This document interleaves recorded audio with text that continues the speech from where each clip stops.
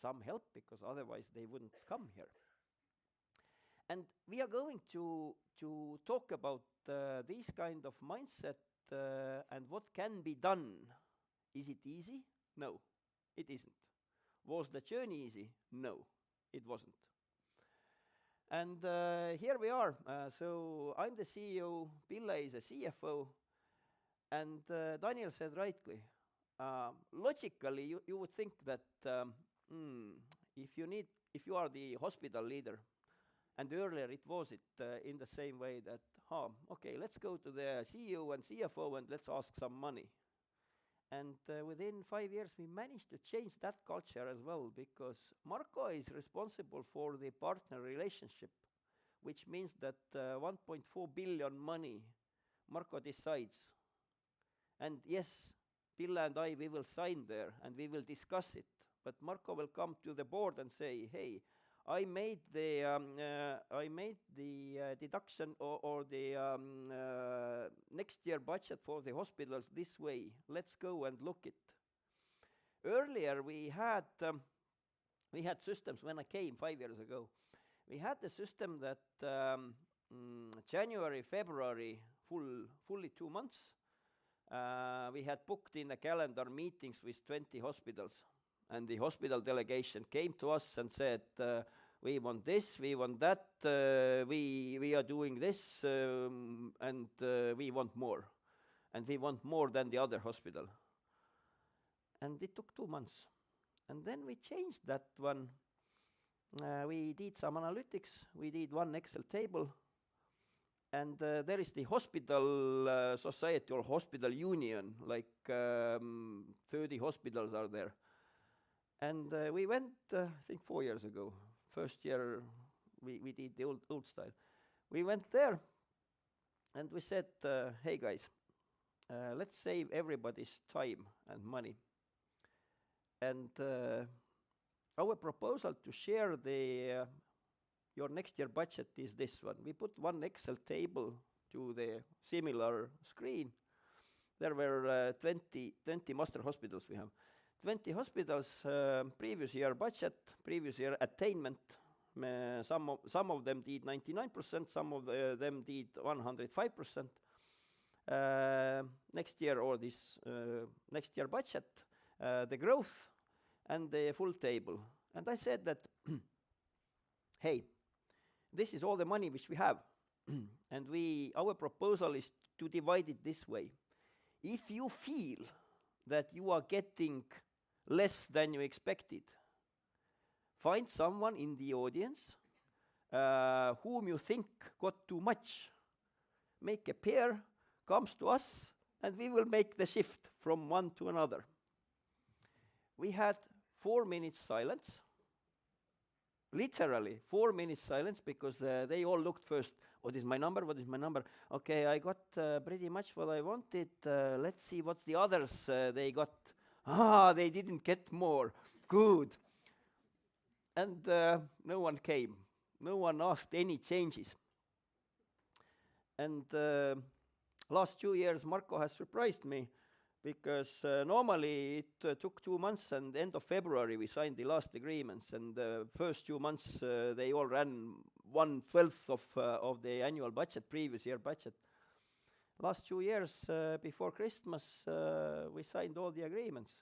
We went to have enjoying Christmas and the few days between Christmas and New Year, and the hospitals as well.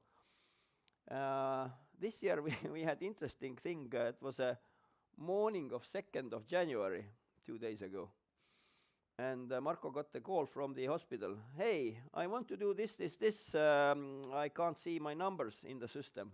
Marko said, give us 1 hour. It's 9 a.m. on January 2nd. And 10 a.m. everything worked.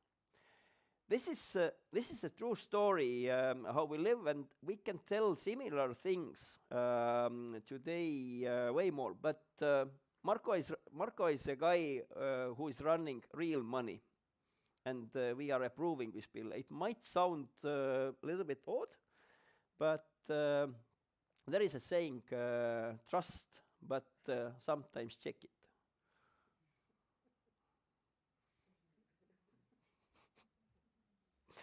About Jarika, Daniel told it's absolutely a true story, and here I encourage everybody that talented people, try to keep them close to you, and then you see miracles. I can tell another story here, true story. When I started, we have, and Marko explains deeper, but technically we have those 20 hospitals are getting like 97% of the hospitals meant money, and 7% we are making public tender for the private partners, few hundred private partners. When I came, then I learned that this public tender is a really big thing, and it is. And we had at that time the chief lawyer, the head of the Justice Department.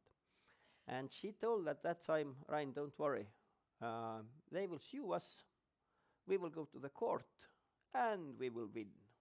And she was damn right. 2018 we did the public tender. We were sued 34 times.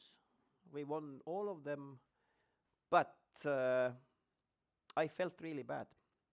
I felt really bad because when some parliament members are humiliating you and your colleagues and asking from the minister, hey, these guys in Health Insurance Fund are doing really bad job, because the trick was that our tender was done in the principle that winner takes it all.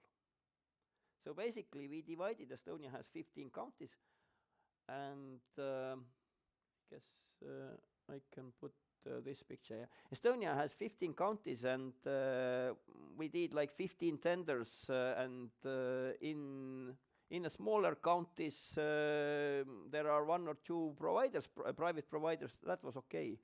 But in Tallinn and Tartu is like your Maribor. There are more partners, and if someone offered really low price, they could win everything. And then the good doctors, respectful doctors, didn't get the agreement, and of course, that is not a good thing for the society. And we learned out of that one. We took the learning, and learning was pretty simple. Or I should put, if there are some negative things, then this is my responsibility. If there are good things, then this is a team effort. So I had to change the head of legal department, and right now we have a young and talented chief legal officer. He will become next year 30 years old. And we did completely different public tender. Marko and his team prepared that one 2.5 years. And we set the goal to Marko and the legal guy that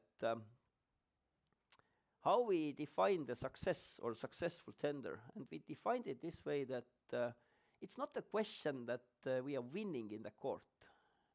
It's the task, let's do not end in the court. We knew that there are two partners who are fighting to each other, so we said one court case to the Supreme Court is allowed, because we knew that that comes anyway. And so it was.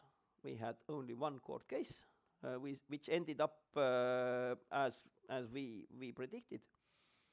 And all the rest, media didn't write any words about this tender. They said that Health Insurance Fund had 330 million or 500 million euros tender for 5 years, and nobody complained. And then the question is how we achieved it. Marko will tell it, but I can tell just one word. That's cooperation. And that is because we changed our mindset that who are our partners, who are our customers, for whom we are working. It's the same management or the leadership principle which we have used, that the higher ranking you have, the lower guy you are. So typically you imagine the pyramid that the top guy is in the top and the real work will be done in the ground level. We turned it upside down. And I say to our leaders that our role as the head of departments, board members, our role is to remove the obstacles of our people that they could do the right things. And also the principle of responsibility and freedom is which implementing took for a while. Because in the beginning, I realized that why I should write or sign all the documents. You are CEO, you should write it. I said, I have nothing to do with that one. You as a department lead, you should do it. And you are responsible. If something goes wrong, then it comes to me, then I will protect you. It took 3 years. We don't have any more these kind of questions. So these are little bit numbers. The system in Estonia has lots of similarities. 13% health money comes from the brutto salary the employers are paying, and this is not enough. I think I shouldn't tell you, because you know it yourself, that money has two options in the healthcare. Either there is a little money or not enough money, that's one status, or another status, there is no money at all. And this is in between we live all the time. Pille enjoys that 365 days. But I told you that we are brutally honest. 2 examples. When I started 2017, then our minister, Yevgeny Ossinovsky, from the Social Democrats, he really wanted to change the system, and and he said we need to bring some additional money to the healthcare. And then we changed the law and said that this 13% is not enough to cover all the increasing costs. And then Parliament accepted that now we are getting additional money from the state budget, and this is calculated based on the non-working pensioners, and it's the same 13%, so we got some additional 100 million. When I looked Slovenian numbers and realized that you have the private insurance, which brings additional 600 million, then we thought that, wow, it's a really good idea. Let's do it. When we dig a little bit deeper, then we realized that, hold on. Everything which might look really good outside, maybe we should investigate a little bit more. And this is the learning which we took while you were in Tallinn, and also today that is a topic which we are keen to discuss a little bit. But the health budget has increased in Estonia for last 5 years from 1.3 billion to 2.2 billion, and that's significant raise. Okay, our inflation is also high, but definitely the cost is increasing. But Pille has a lovely slide for that one. I believe that, except I understand that Ljubljana has 300,000, Maribor has 150,000, and I asked where the rest of 1.56 million people are living in Slovenia, living outside of the cities. In Estonia, really, we see that Tallinn is our capital, and Tallinn area is growing. Also, Tartu is a little bit growing. All the rest is shrinking a little bit. And it puts lots of burden to the primary care system, primary care centers, or the solo practices there. And question how the local hospitals can survive. And that we will cover a little bit later. But the rest, I believe, is similar here, that good thing is people are aging. I don't know how about you, but our challenge is that the last 20 years people have lots of complications, and therefore we took as our primary goal is to help people to live healthier, because then we will have a little bit more money. The money will be consumed anyway, all of them. Little bit statistics part. When we look the European numbers or Western Europe numbers, out of GDP, healthcare is getting 9, 10, 11, 13%. When you look Germany, Netherlands, Scandinavian countries. I'm not looking here the American, United States number, which is 17%. Just a quick comment, legal costs are also there. So, and the system is totally different. We are having solidarity-based system, and we would love to remain on that one. Then we have true challenges, the money which people are paying out of pocket. Typically 25% is a critical level, and we are just below the critical level. Mainly it comes from the dental cost, because 2008 when we had crisis, government decided that, okay, dentist, you are absolutely by your own. Within 10 years they built a really nice system, but it's really expensive, and there are a lot of people who can't afford that one, and there comes the big out-of-pocket payment part. Medicines or the drugs takes a lot, that we can also discuss a little bit how we are doing it. And there is a small €5 fee when you go and see a special doctor. Our Baltic country, Lithuanian parliament members came to us and said, how did you manage to put this €5 fee? We said, yeah, we did it 2000, and that was too small. We want to increase it, but you can do it only in between elections. And the recommendation there is you should come out with the idea. Somebody brave person should come out. Let's increase it from €5 to €20. And then comes any politician who can save people and say, no 20, let's make 10. And everybody are happy. That's the strategy how to do it. Let's see if Lithuania is successful there. I mentioned that we have 20 hospitals are like a national ones. I understand your 26 hospitals belongs to the government.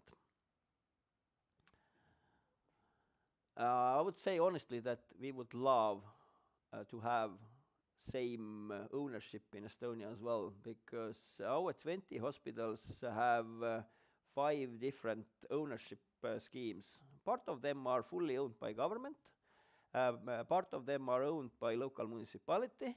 We have Tartu University, where all the medical doctors are coming. Tartu University Clinic, combined from different clinics 22 years ago. Their ownership is divided by 3: government, Tartu city, and the university itself. Pretty balanced model, I would say. And what we did a few years ago, small hospitals, they sold, local municipality owned small hospitals, they sold 51% of their ownership to the Tartu University clinics and the Northern Estonian hospital. And the idea in the beginning was that, okay, these big clinics will send the doctors to the smaller hospitals. And the reality is so-so. we see one or two hospitals where this is working perfectly well, and we see 3 or 4 hospitals when they are suffering. And there is one explanation, brutally honestly. It's the communication, it's the people relationship. It depends on the hospital lead. If the hospital lead is, or the hospital manager or the hospital CEO is the person who can convince the master hospital that it's beneficial to send the doctor and can manage to make transportation, organize, use digital systems, offer the apartment for these doctors where to spend the night. And this works really well. And when there are hospital leaders who say, I can't do that one, this is not allowed, I have no idea, I need to ask, it doesn't work.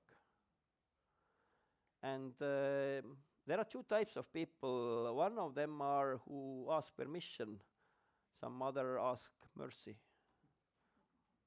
I recommend, it depends on the situation, but I recommend when you have the great idea, you can try the second one. Because if you're really doing right thing, if you think about your people, and if you can prove that the quality of this people's life increased, I want to see that. Who will punish you? They will give mercy, and they will implement as a good practice for the other hospitals. Doctors and nurses, you can compare to your own ratio, but honestly, we have big shortage of nurses, and amount of doctors are so. There are, of course, shortage of general practitioners in the rural areas, but we will tell later what we are doing there. And maybe one more thing. I can put next slide. One more thing is when you do something right or something good, then it tends that you are getting some additional tasks. And this has happened to us last 5 years several times when we got some additional burden or asked to do, and we ended up in the way that originally we were the insurance company who just took the invoices and paid the bills, but right now it came out that sorry, we are doing almost everything in healthcare, and we are responsible for everything. We used to be 19 different health insurance funds, early 2000, and it was combined to 7, then it was combined to 4. We lived a long time as the 4. There was like a central managing team and then 4 independent units or cities. And when I started, then I realized that, hey, we have 4 directors, 4 kingdoms, which had different practice to decide that what we do, how we do.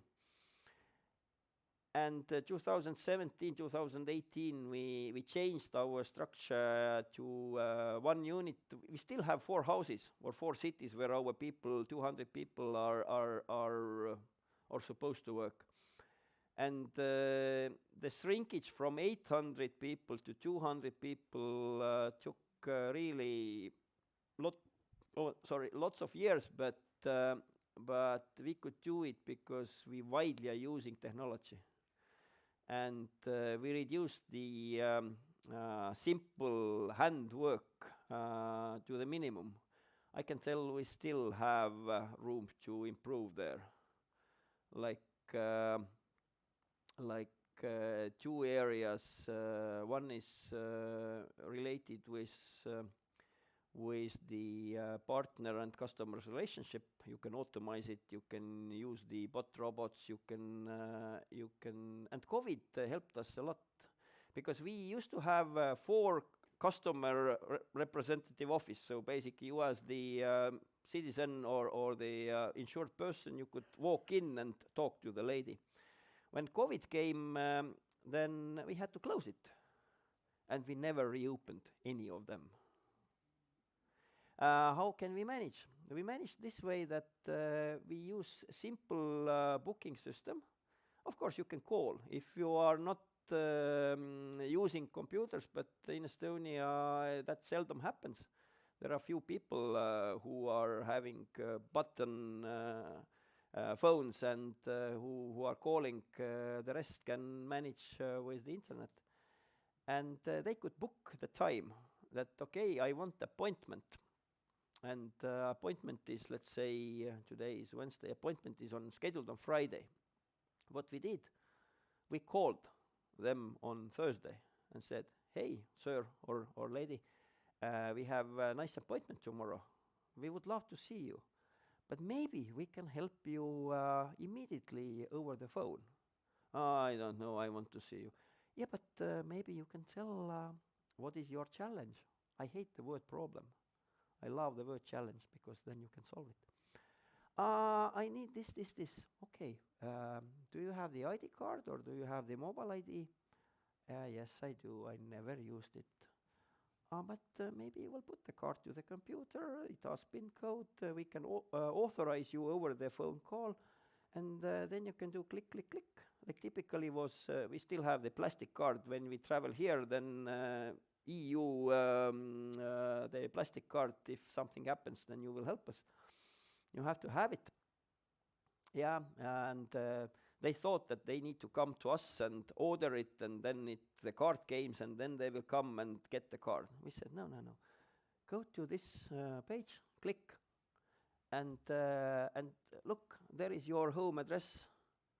And if you click another one, then the card after 5 days will land into your mailbox or the post box. And they were surprised. So simple.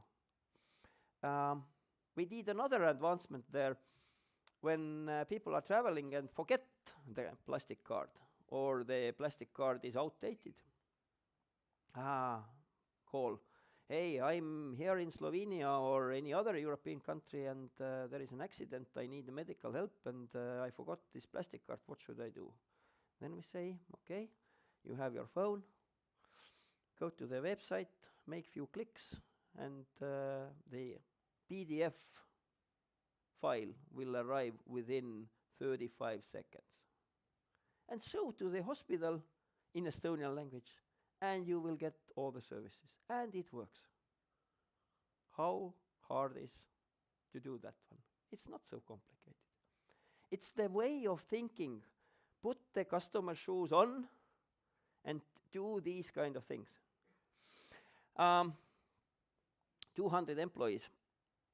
From my previous background, I know that people matters. And yes, we do have budget restrictions. We have always kept our operational costs under 1% of our revenue, which means that if 2023 revenue will be estimated 2.2 billion, 1% is 22 million.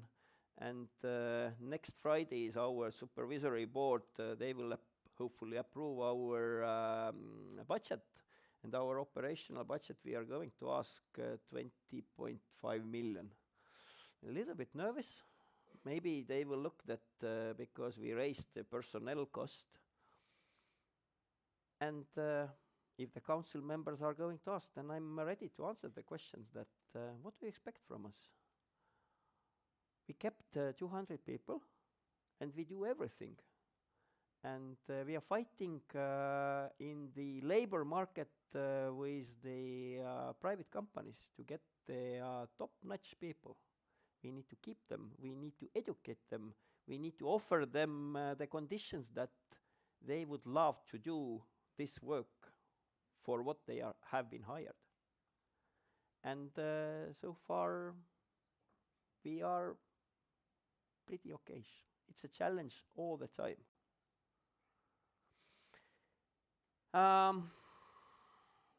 Little bit about GPs.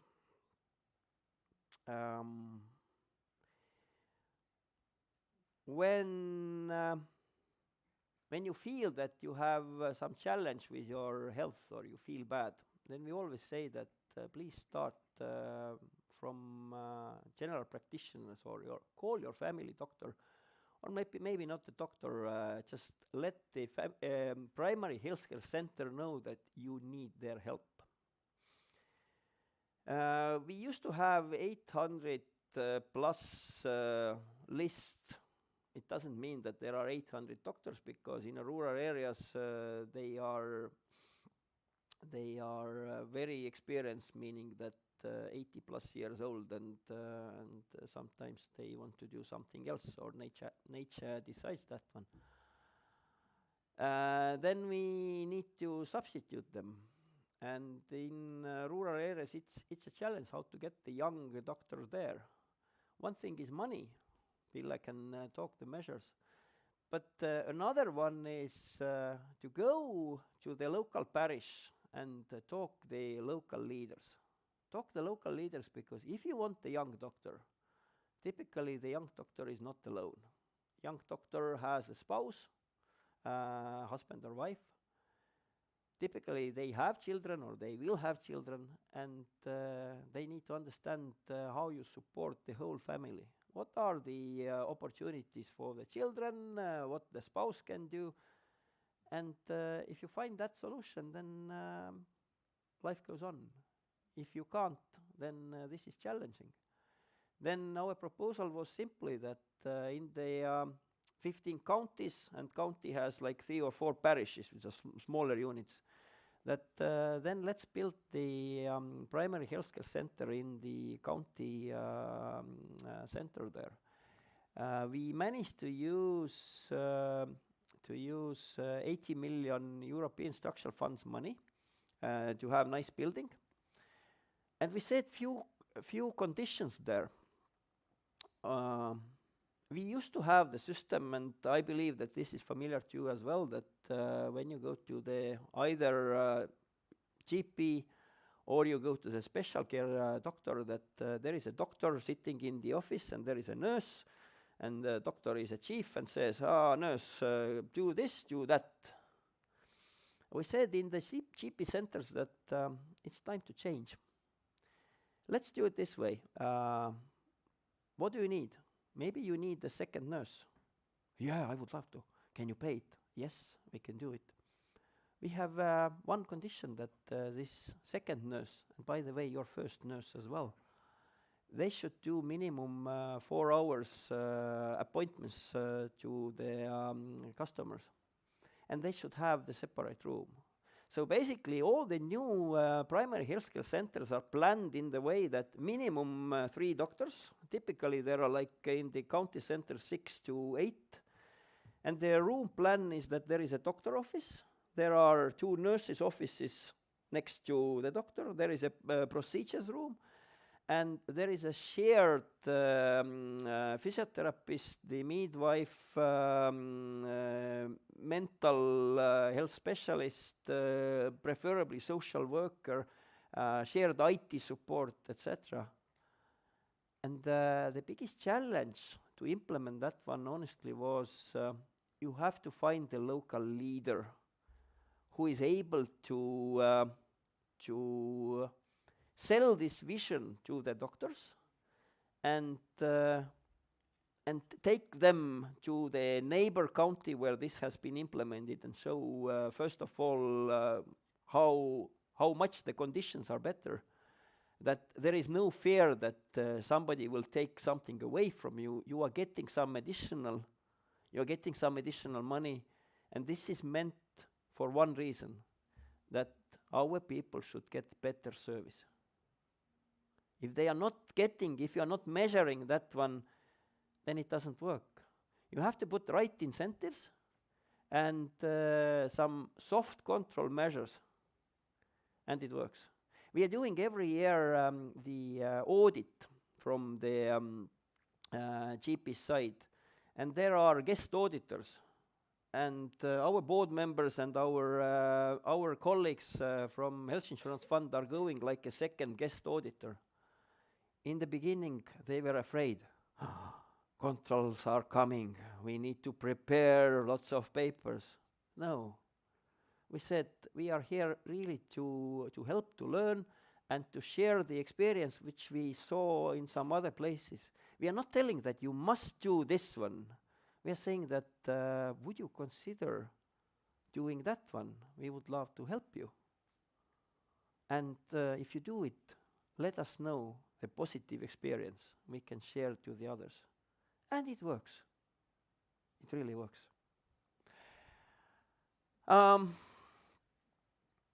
Our 4 strategic goals. What we did, when I came, the first strategic goal was goal number 3.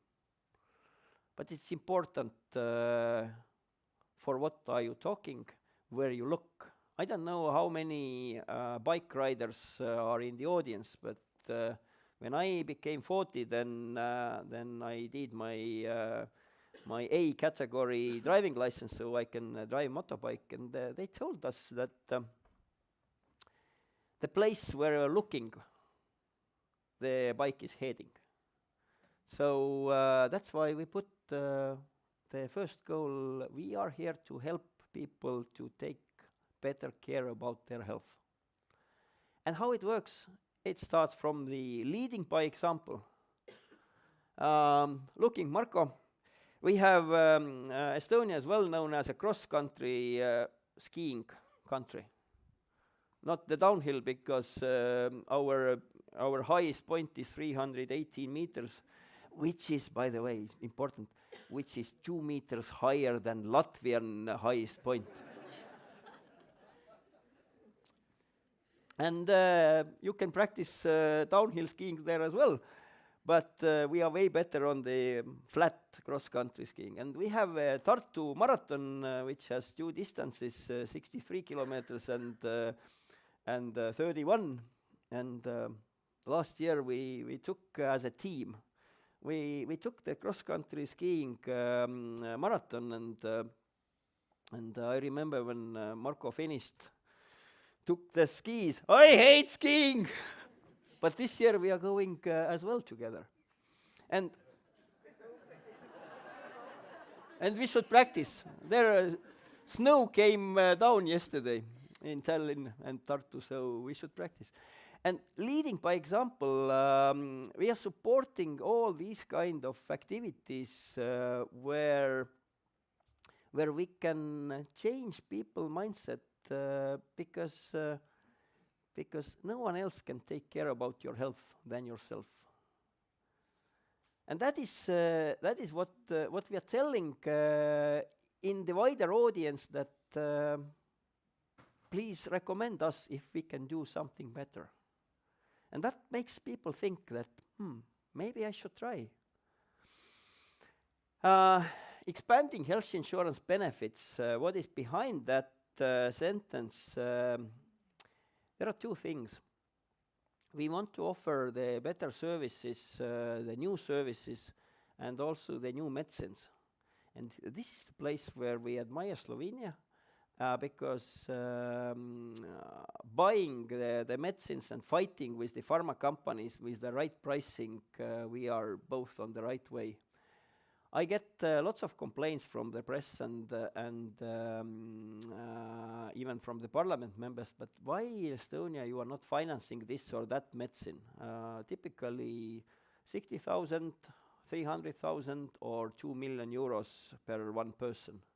And we have the funds based on the donations for the cancer treatment, high price drugs, etc. And we always explain that we have this solidarity system. That means if we finance one person with that diagnosis, we should do the same to everybody. And if even they are claiming that there is lady who needs 200,000 euros cost treatment every year, and they are claiming that only she needs, we know it. There are 40 people who needs that one, which makes easily 8 million euros.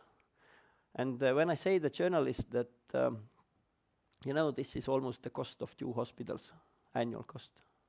Should we close them down? One tip, we have journalists, but one tip to give about these articles, what we did. We invited 5 journalists in our office and said, let's play a game a little bit. You are the management board of health insurance fund, and you have to make a decision. You have 2 million euros to spread it out, and you have 5 applications. You can spend 2 million euros to one person, or you can spend to 10 people, you can 20 people, and you have 3,000 people. And you can combine. You can put all the money to one, you can have 3, you can have 2. You are not fulfilling 4, and there is no way you could finance all 5. And the result was that, true story, result was that one journalist started to cry and left the room. One journalist said that I'm not envy about your job. 3 of them did exercise. They were looking some kind of not too happy, I would say sad. And then we said, and now, dear board, would you explain to the press why did you make such a decision? After that one, half a year, no articles. And then it started all again, in a pretty nasty way. But that's part of our job. You feel the same, I know. But try this one. Then the third point, we combined 2 things. Behind that one is the treatment quality, because there is always question who is responsible for the quality part. Quality you can measure different ways. You can measure because as a doctors in the audience, you know that you have a special guideline what you need to do. You can check whether you have followed all this one. That's one way. Another way, what we are heading, we can't say that we are there already, but we try to measure PROMs, patients reported outcome measures, and a little bit sniffing the PREMS, patients experience measures. So basically, the stroke project which we had from 2018, the main idea is like 3,000 people are getting stroke, and we are measuring the treatment journey, because they get some help, they need the after treatment, they need rehabilitation, and we follow them electronically 1 year, and then we measure after 1 year what status they have. Can they survive without additional help? Are they back in their normal life? And we set there 2 goals. First, we wanted to reduce the mortality, because the mortality rate was 25, 27. We said we want to reduce the mortality rate to 16. And the second idea or the goal was to measure how many of them are making their life themselves, not needing any additional help. And can you have a wild guess? Did we achieve both? Did we achieve one? You can guess. Both. We wanted to have both measures, but unfortunately not. And this is sharing experience. we achieved one. Which one?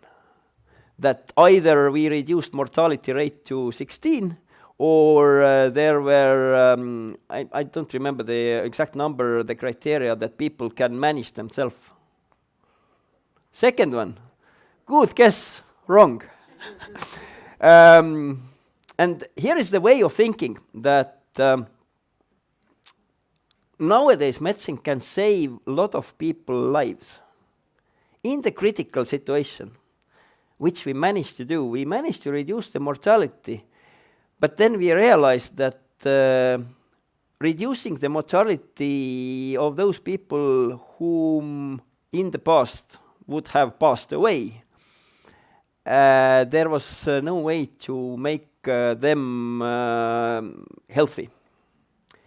And then we realized that we did right thing, absolutely right thing. The patient journey, the collaboration between 3 different hospitals, we help people, but we underestimated that how much we can save lives, and not all of them will be able to walk and manage themselves. So we adjusted the other goal, and now we are smarter.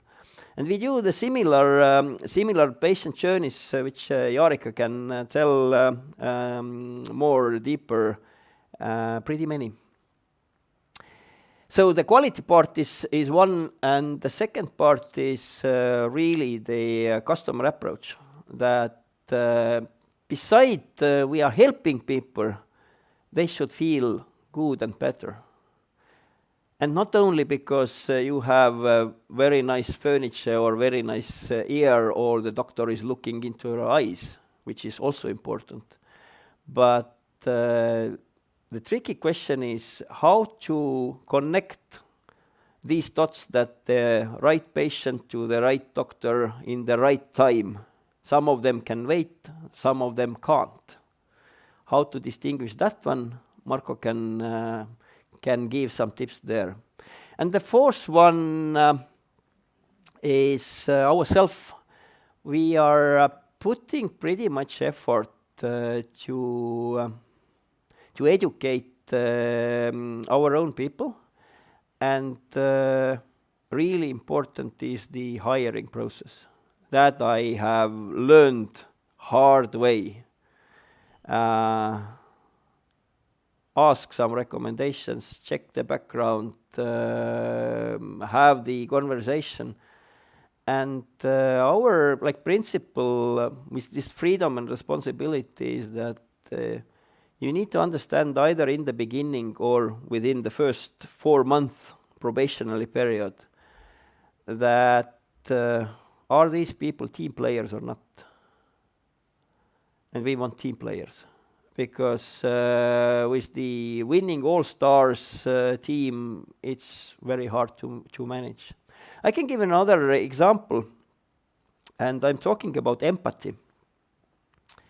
Tartu University rector, he's a former neurosurgeon. And I met him several times, and I told my kind of ask that I believe when we are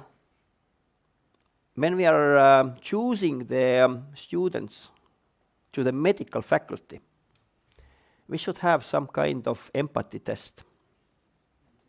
We should have it. Because what I see, and Jarika can tell true stories because she has passed through the ranking that how young people will evolve or develop, that looking the teachers, looking the leaders and learning from them. And if this is this kind of that you are the nurse, you should do what I tell. You are the young doctor, you are silent. I will spread all the money I will take because I'm the king. Then we are reaching nowhere. And there was a positive change last year. There was 240 seats in the medical factory. and they accepted only 220 or something. They left some seats empty. Competition was 1 to 7.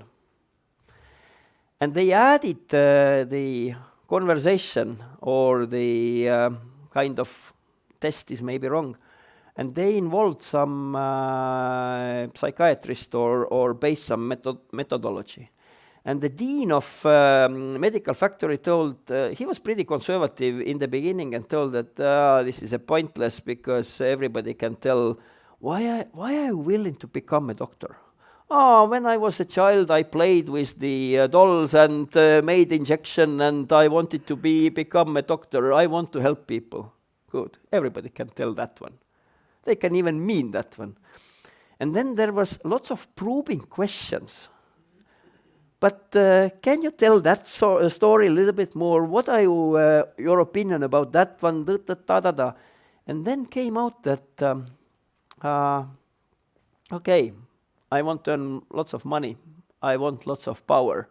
I want to tell all the nurses what they should be doing. And they didn't accept these as students. That was a very bold move, because we have shortage of doctors. And this is kind of the short things and or tiny things and short conversations. And it's really good to see that, yes, we are doing. We are making these walk the talk. If we tell that we are going to do that one, then we should do it. And we are doing it. And to invest our people, that pays back pretty quickly. If you're not doing it, it pays back in the negative way also pretty quickly. And I have one short video, true story video, made a few years ago, what is everyday life in Estonia.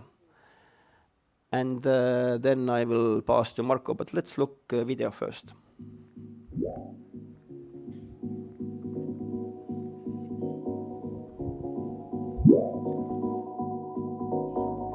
Meet 3 Estonian e-citizens, Lee, Martin, and their son, Hugo.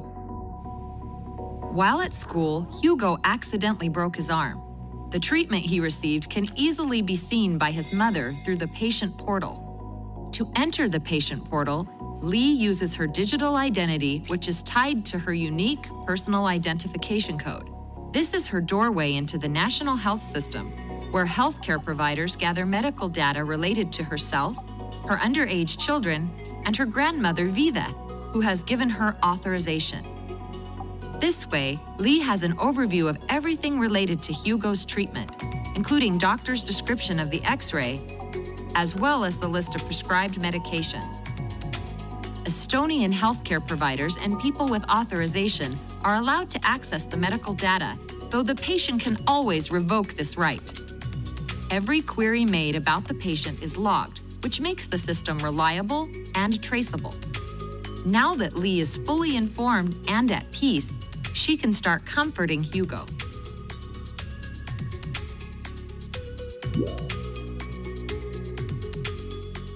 Lee has to go to the pharmacy to buy medication for her son Hugo and her grandmother Vive. Estonia uses digital prescriptions, which means Lee only has to provide identification and her son's personal ID code. The pharmacist can access the system to see prescribed medication. After providing her grandmother's personal identification code, Lee can buy medicine for her as well. Digital prescriptions make it much easier for Lee to take care of herself and her loved ones.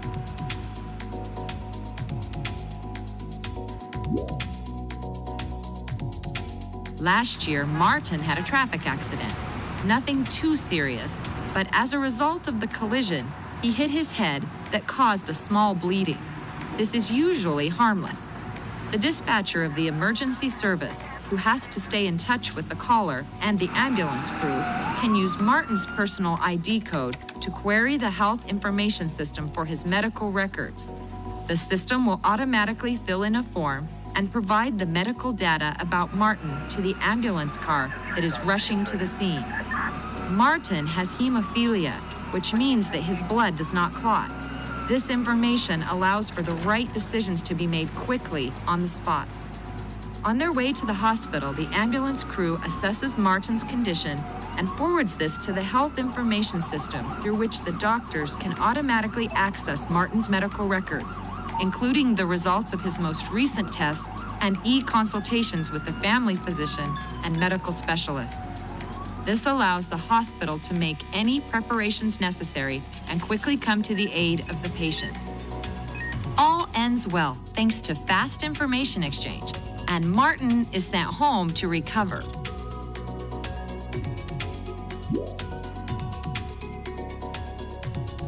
It's been a few weeks since Hugo broke his arm. His family physician removes the cast and discovers a strange rash underneath. She consults a dermatologist using e-consultation. It's an efficient way for a family physician to consult with a specialist and save everyone's time. The dermatologist, who can also access the medical records about Hugo, gives recommendations for further treatment. This provides the best possible care, and Hugo is glad he's well again.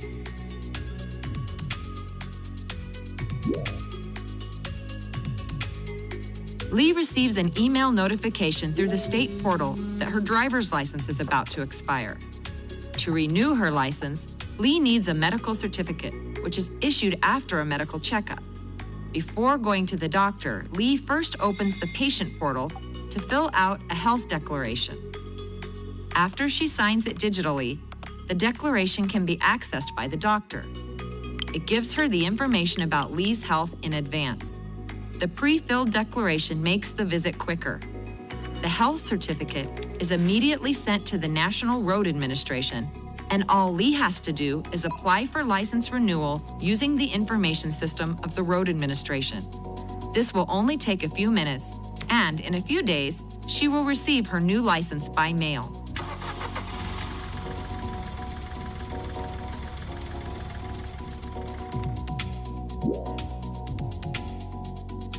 If Lee's family would move abroad, being able to take their medical data with them would make life easier for the doctor, who would be able to see information about their new patients, as well as Lee's family, who wouldn't have to redo the same procedures. This would provide them with an increased sense of security and satisfaction in their new place of residence.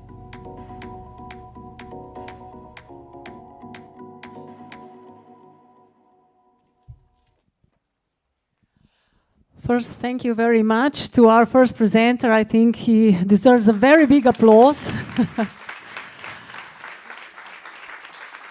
And also the video that was shown to us now is something to looking forward to having it in Slovenia. And now I'm letting the stage to Marko. He is a head of partner communication development, and Marko will be talking about cooperation with health service providers. Thank you. Thank you. I don't know if you can hear me. Yeah, excellent. Thank you. I would not be going back to the marathon if there wouldn't have been rain. I actually took my skis off and threw them in the forest. I love skiing, but this marathon had not the best team for me. But rain brought them back. And every time I would go into my garage, I see the skis and think like, oh shit, next year. True story. I have a few questions, just to know the audience. If you could raise your hand if you're a medical doctor or nurse, or just to have an idea who's in the audience. Doctors, nurses? Who's raising now their hand? Yep. Doctors, nurses, all. Yeah. Thank you. Policy makers, like politicians, health insurance fund. Few, all right. Managers, managing hospital, managing primary center. A lot, okay, so quite equal. Thank you for that. I have the best job in the world, managing partners in the health insurance fund. Why? I have 3 reasons. I can do things that I love, I can deal with numbers, and I can deal with people, communicating with people. And on top of that, we have a fantastic team. So really hard to choose the next job. It's the best job in the world at the moment. At the same time, I have prepared some of the topics for you. I imagine you might want to go a little bit deeper. If you have the questions, please do ask. I will talk about the differences between managing partners and cooperating with partners. As Rein said, we have two main mindsets. We value freedom, but with the freedom comes responsibility. And the third really important part is cooperation. As well as ourselves, our partners also have freedom. And with freedom comes responsibility. Why? Because when I started 3 months before Rein. We were perceived as somebody who comes and punishes, not somebody who would cooperate with us. Some people were not proud to say, I work for the health insurance fund. Today, I think everybody is happy to say, I work for the health insurance fund. I'm proud of that. And we cooperate with the partners. How did we come to that? It was a process to build trust, mutual understanding, and just talk to each other. No phone calls, no emails, no digital signed requests or so ever. We just make phone calls and we make things happen. So the difference between managing and cooperation for me mainly is, do we trust each other? Can we make it easy? Do we both have the same goal to help the patient? How do we do it? My favorite question is why? This morning I got a phone call, I need 250,000 for that. Okay, why? What do you do with that? Like, what other options do you have? Do you need the money, or is there anything else you can do? So this is how we come to that. If I get correct answers, we can come to some agreements and we understand each other. But I go a little bit deeper. I will show you the healthcare map. Where are the hospitals? Where are the other clinics? I will tell you how to become a partner with Health Insurance Fund. What are the different contract types? What are some of the requirements we are asking from our partners? And at the end, I will talk about transparency. How to ensure to have not corrupted, not like hand washes hand system. How to make it transparent. How to have it public. So these are the few topics. If something is more interesting, then just ask. So this is the map of Estonia. As Rein said, we have 1.3 million people. Most of the people live in the capital area of Tallinn. Our university hospital is in Tartu. That's where I live as well. This is the ugly place where the marathon is. We have 2 islands which have some 10,000 people in Hiiumaa, or 8,000 people, and 3 times more in Saaremaa. They are competing with each other, but we still have to have a hospital in there. And then we have the GPs. As you can see on the legend, green ones are center hospitals. Regional hospitals are the H ones. Green ones are center hospitals, and red ones are the small hospitals, either local or general hospitals. Regional hospitals have contract of roughly 250 million. Central hospitals could be 100 million, could be 50, 60 million, depends on the region and the population. And then the smaller hospitals are from 6, 7 million to 20, 30 million. So this is the size of the contracts. Then we have more than 400 locations of the GPs, the small P ones. And then you can also see the green crosses, which are the ambulance bays. The idea of the ambulance bases is that if you have the most urgent Delta call, then you have to reach the patient in 15 minutes. Doesn't matter how fast you start driving, from where you start driving, you have to be there in 15 minutes with the most urgent call. And I think all of us understand why. So this is how the healthcare is located in Estonia. As you can see, the blue family doctors or the GPs have the highest density. So the closest help you have is your GP. If you need help, start with your GP center. And it's not easy to get to a GP, you start with nurse. And as many of us know, have learned, then nurse helps you really well. You don't have to see the GP always, and you don't need the specialist. So this is how we have been set up. We have 3 ways to get a contract with Health Insurance Fund. One is set by law. So the 20 national hospitals we have to have contract with them. And the value of the contract, or how much money do they have in the contract, comes from the negotiations. So we do our basic calculations, how much we think they need. Then we send the numbers to them. one step before that, we ask, what are your predictions for the next year? Where can you improve? Where can you help the patient? Where can you shorten the waiting times? We gather this information, take a look at our budget, make our calculations from the history, and make our initial offers. This is our base offer. You have total 240 million. If you want to make changes between that, you have 2 weeks. Please let us know. After that, we have the final numbers, and basically either I or Ryan sign the contract. That's it. It takes, for us, 2 months altogether to have contracts for those hospitals. Then our GPs, also we have to have a contract with GPs. We have 424 contracts, either with GP centers or smaller GP units. But we have more than 400 contracts. For GPs, we say what are the minimum requirements you have to fulfill and how you have to be set up and how you get paid for that. Then we have an option for tender. I will dig into that a little bit deeper, but we tender partners for ambulance. So ambulance, I don't know why it's turning up. Excellent. I can. Yes, you can talk. I will. Just put it like this. Okay. It's nice. The assistance. It's fixed now, yes? Oh, thank you. We tender ambulance, for example. Our 10 ambulance providers came via tender. We tender specialty care that are not these 20 national hospitals. We have around 100 private clinics. We have contracts with, they have roughly 7% of the specialty care money, but they mostly are focused on outpatient care, meaning that they have more contacts with the patient. Roughly 20% of the patient contacts are in private clinics, which helps actually a lot with the waiting times. We have made them to compete with each other. So as a private clinic, if you want a higher contract, patient has to choose you. You have 3 options. Even you work a lot, then you start a lot of treatment cases for the new patients, meaning shorten the waiting times, or you have really good feedback from the patient love you.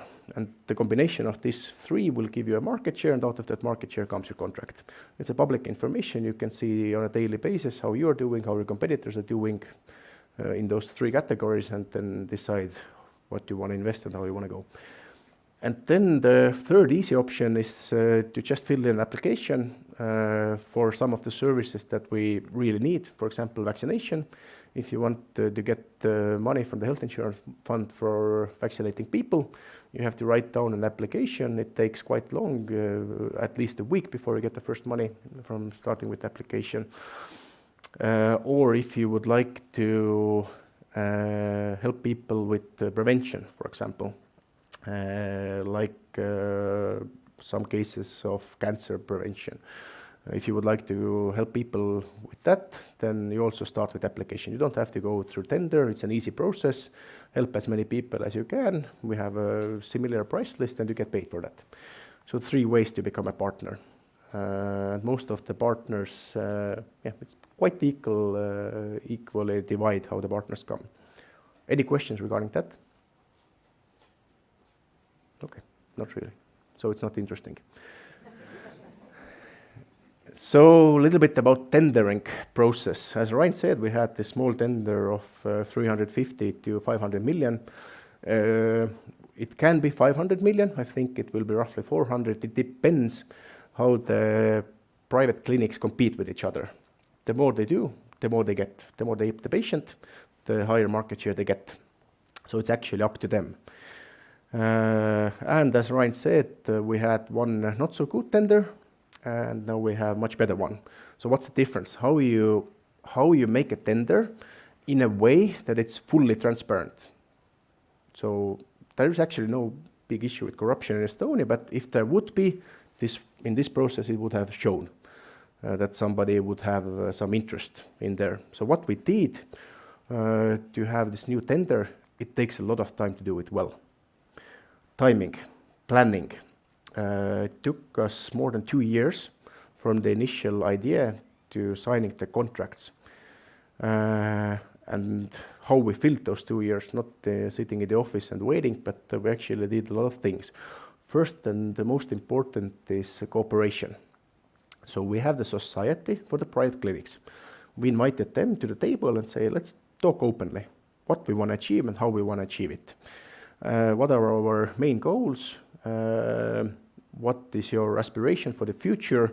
How you can help the patients, what you can do, and we will say what we can do. We had really open discussions, and this took 9 months. We were open, like, okay, this we can't do right now, this needs some changes. We can agree that if the law changes in the future, we can go to that, we can fix it in the tender. I liked this idea, I didn't like that idea. They liked some of our ideas, we liked some of them ideas. We couldn't do it alone. So we sat down with them and we had weekly discussions. 2 hours every week for 9 months. But now we are at the point where everybody is happy and helping patient. Just one example, gynecology waiting times. Outpatient gynecology waiting times have shortened 2 times now after this tender, because the private clinics have the volume to help the patients, and now they have the competitive mindset competing with each other, and on top of that we can increase the contracts as well. So one example of the cooperation. Also, we cooperated with the medical societies. Yes, there were some societies who gave us idea who should be our partner in a way that I am the lead of the medical society. You should have these conditions to become your partner. We understood that the conditions were made for his clinic. So we said, thank you, but no, we will choose some of our own as well. Then we had medical societies who gave us really good ideas. So we sat down with medical societies again. And how we actually made it transparent, before we went out with a tender, we made publicly for everybody available all the conditions before starting with tender. And we said, please give us feedback. Every doctor, every nurse, journalist, whoever you are, you can give us feedback. How do you like it? What would you change? And why? And we had 5 conditions if you would like to change something. Is it allowed by the law to make these changes? Can we measure it? What's the benefit or the outcome, etc. So why would you change it? We got like 120 proposals to change something. Guess how many we accepted? Out of those 100, more than 5. 80? Less. 29 were actually really good ideas. We had sat down for 9 months, think of everything. All the societies gave us ideas, and we got 29 new ones, just to make it transparent and available for everybody.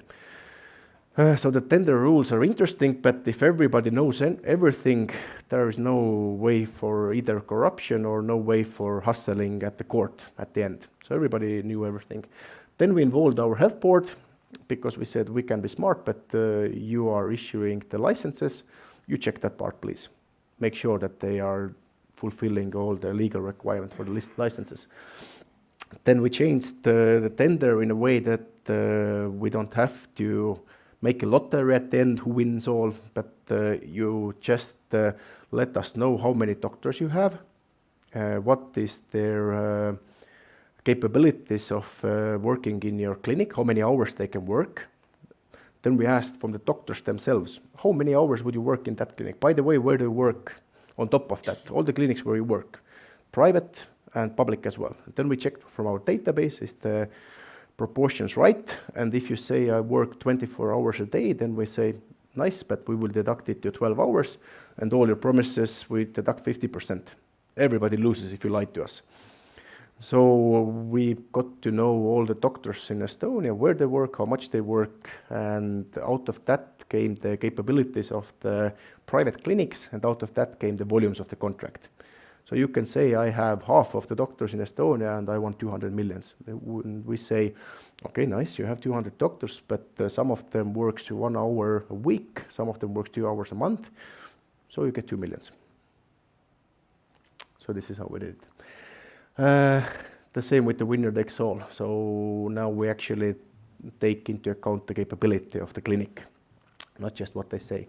Discounts, you can give us a discount if you want, but you don't have to. We set the quality criteria. If you meet the highest quality criteria, if you are open after the business hours, for example, you work from 5 to 8 in some business days, so people who are at office can come to you before 5 o'clock, you get extra points for that. And if you gather all those extra points, you don't have to give us discount.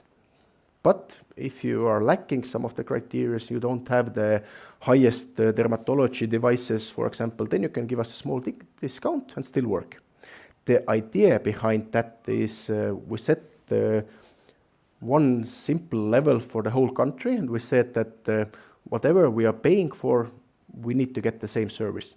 We cannot say that Rain in Tallinn, when he wants to see his gynecologist, gets a good service and we pay 100 because the service costs 100. And if I go in Tartu to see my gynecologist, which would not be that good, for example, I don't get the same level of service because we know we asked, but we still pay 100. No, that's not fine. Either we don't make a contract with you or do it cheaper. And at the same time, we said the highest discount you can give us is 10%. No more, because otherwise you can't do your business in an honest, transparent way. We cannot take more discount. Otherwise, it's not possible. People-centered, as I said before, you get higher contract if you shorten the waiting times, if you take in new patients, if you have less multiple visits. You treat the patient as fast as you can and send it back to the GP. This will increase your market share and gives you a higher contract, so you're motivated to do your work faster. We all know that as a doctor, it's easier to work with the same patient many times. It's much harder to start with a new one. What happened to you? What's wrong? What are your complaints? It's harder. It's easy to work with the same patient for a long time. But if you want more money, then take new patients in. Short-term waiting times. Training.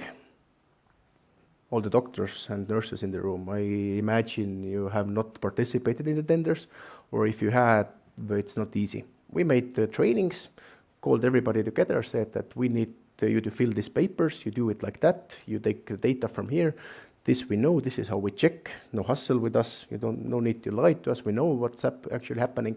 So we did the trainings for them. And I think we had 3 applications that were not fine, but everybody else were doing excellent job. So training is also important. And that whole thing together took more than 2 years. So you need time.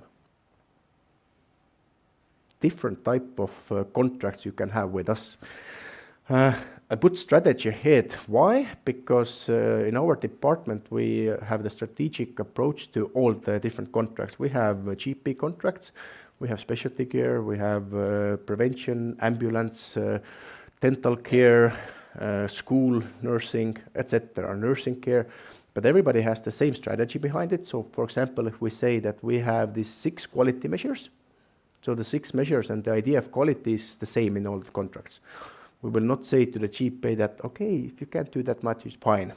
Nope, you have the same level of quality you have to show.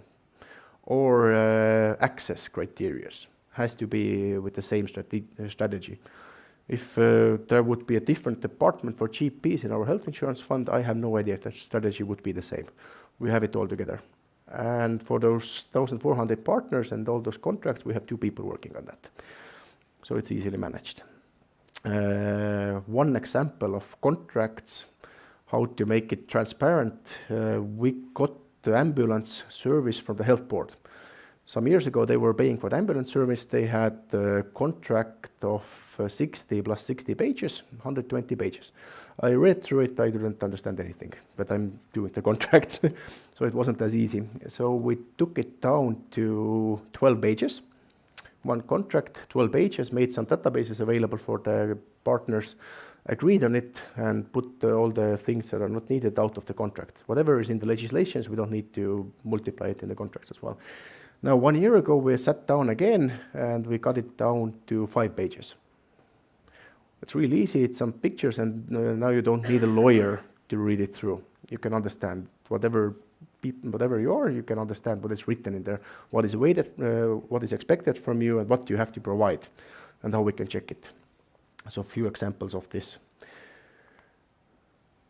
Some of the standard requirements, what do we ask from our partners?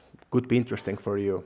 So if you have a reform, I don't know if you're doing that, but if not, please start. It helps the patients.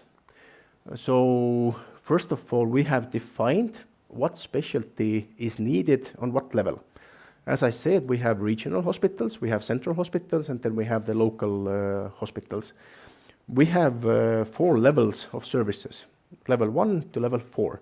Highest is level 4, and for example, organ transplant is level 4. And we have agreed as a country, as a hospital society, as a health insurance fund, that organ transplant is level 4 and it's available only in one hospital in Estonia. Why? We don't need to divide it because it's such a small service. To keep up the quality, you have to have all the team in one place. And as we know, in organ transplants, you also need to react, and you have to have the 24/7 capabilities to start. So organ transplant is in one place. Oncology, level 2, only in 2 regions. We define it by how many people live in that region, South Estonia, North Estonia, service areas, oncology patients go here or there. Then some of the things that can help the patients are moved closer in the central hospitals, some medication, for example, that you need to have in the hospital. But oncology surgery, 2 regions. We decided as a country that we don't have million oncologists. We need to keep up the quality. To have a good oncology service, you need to have X amount of surgeries, and to keep it up, 2 regions. Or, for example, me and Rain with our gynecologists. This is a level 1, so everybody needs it, basically, and it should be available in all the hospitals. All the hospitals, doesn't matter how many people live in that region, you should have gynecologist available. Or some basic surgery, or some internal medicine doctors. So we have defined what level for how many people in what region, and we have agreed on that. And now we have needed amount of cases per year in the smaller hospitals for those wide challenges for the people, and also for these big hospitals in the small therapeutic areas to keep up the quality.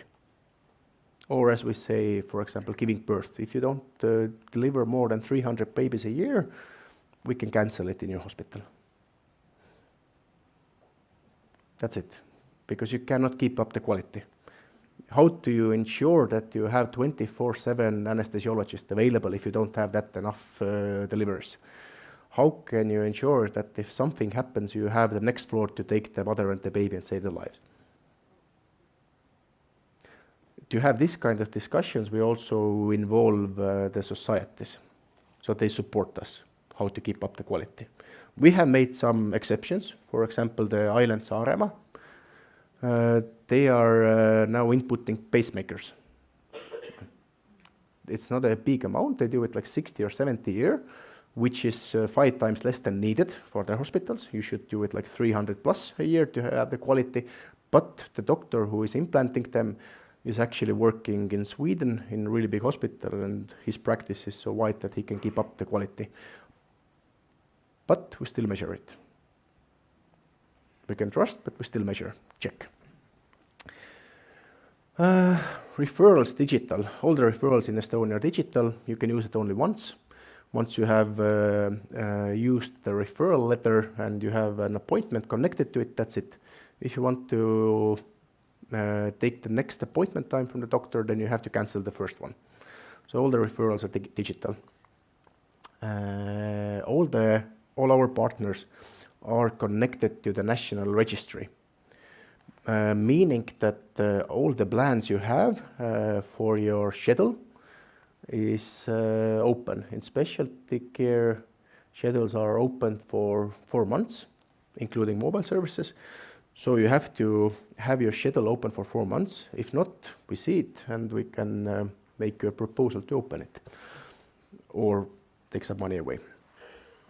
But your schedule has to be open for 4 months, and the national registry will connect to your registry and ask what times do you have, and the people who are in the national registry can choose what hospital and what doctor they want to see. So it's obligatory, it's not an option. And if you want to have contract with us, you have to be connected. It wasn't easy to do that. We extended the timeline twice. First 6 months and then 3 months. And we divided the private clinics into levels that if you have less than 1 million contract, you got an extra 6 months to have it connected. But all our partners' schedules are now in the one system. So any patient having digital referral will go to one system and see where and how she would like to go, or he. Any questions regarding that? Not really. They just choose their own appointment. Yes. Who else? The patient goes online, Yes. chooses the appointment. Of course.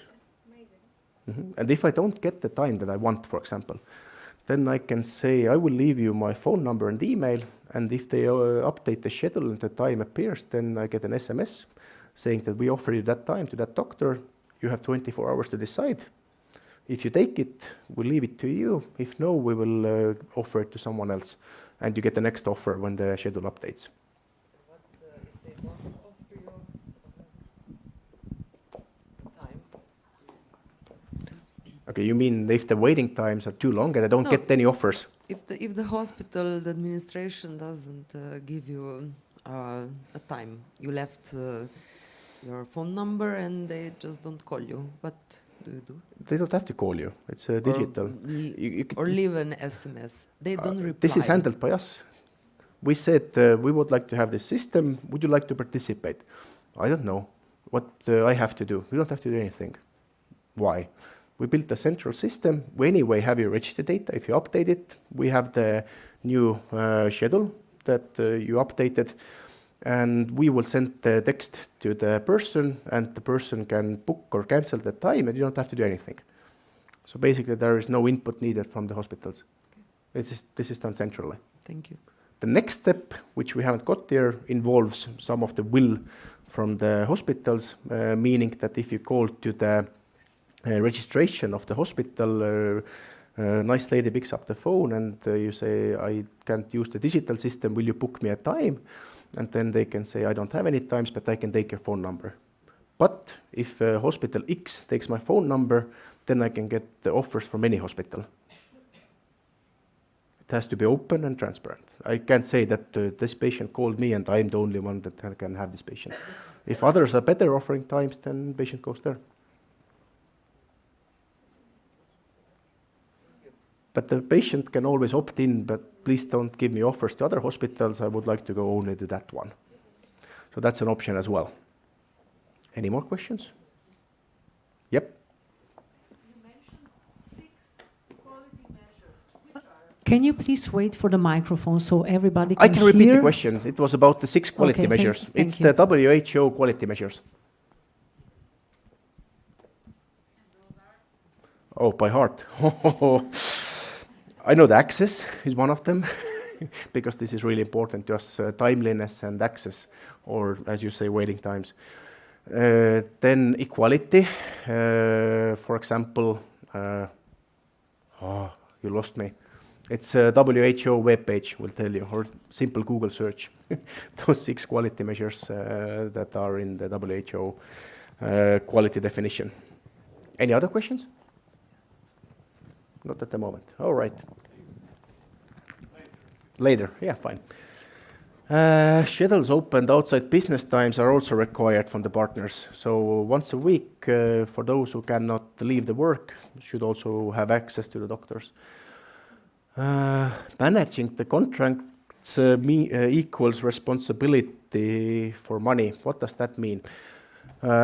We have agreed the amount of money in the contract with the partners, but as Ryan said, we are not the center of knowledge. We say that we know 90% what's going to happen next year, but you have your responsibility as well. Meaning that you can take some of the money from one therapeutic area and take it to another. We don't have to ask us. We trust you, that you have the patients, you know what you have to do. As long as you stay in the agreed total sum, you can do some of the adjustments. Or actually, you don't have to do anything. You just send us the invoices and the system checks if you're within the limits. And this we have in the agreement saying that you can exceed outpatient care by 10% as long as you don't exceed the total volume of the contract. Or you can exceed the inpatient care 7% as long as you don't exceed the total contract. So hospitals have some of the responsibility as well. Why? Why would hospital need to be responsible? because they need to manage. They are responsible. If a hospitals cannot manage, and let's say they end the year with minus 2 millions, minus 5 millions, then it's their fault, it's not our fault, if they cannot manage. And to manage better, they have flexibility in the contract to decide, but if you're not a good manager and you cannot balance the income and outcome, then it's your task, you have not fulfilled your job well. This is the approach we have, at least. I hope you have the same. As well, if they run into trouble and there is actual reasons for being in trouble. So for example, during COVID times, the Children's Hospital in Tallinn, which helps 40% of children in Estonia, they didn't have enough patients.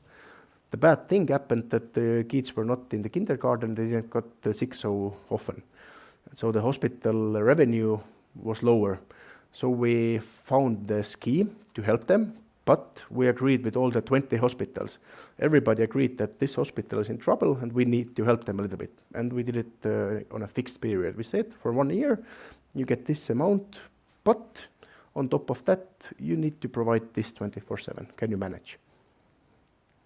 So we have this kind of things as well, if needed.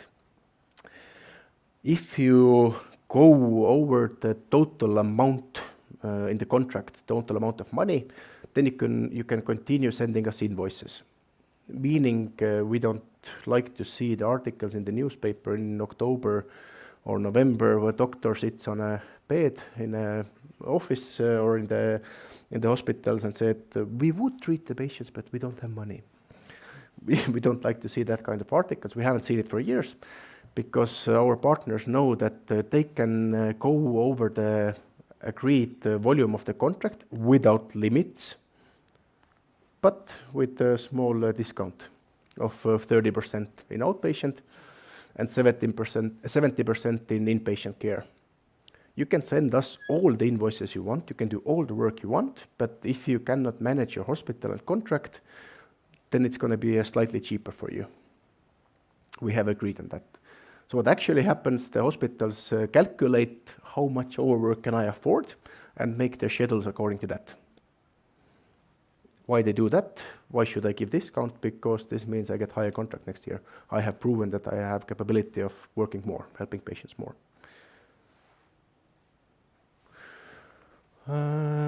Vaccination centers. Yep, all of our partners, the national hospitals, were obliged to open the vaccination center. This was not a question if I would like to, but just have to. We put our backs together and help the people. Invoicing. We asked our partners, would you like to get your money faster? They said, yes, of course.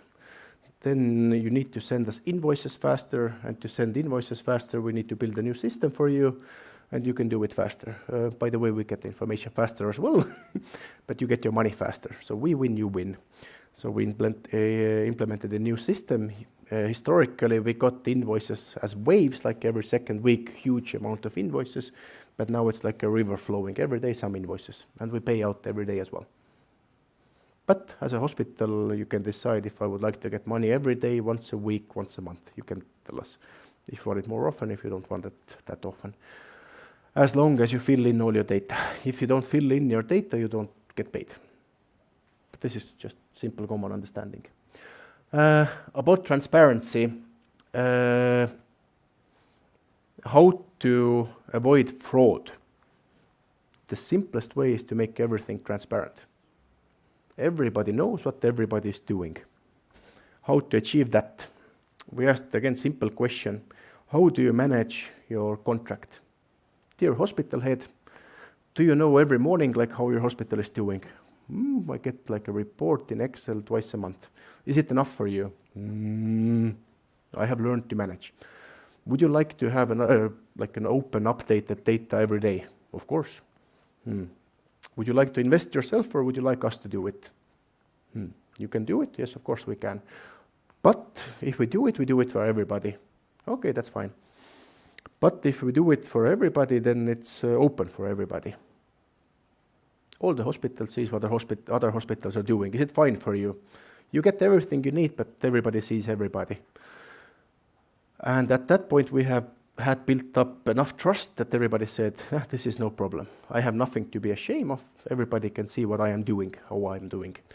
So we built a small system for them. Same with the quality. If you get the slides later on, then there are actual links to our webpage where they are. Same with ambulance, same with GPs, so the data is transparent. But if you start with quality, then to get the invoices paid, you have to fill all the paperwork. If you fill the paperwork, we can calculate everything back to you, and you can see it on our webpage.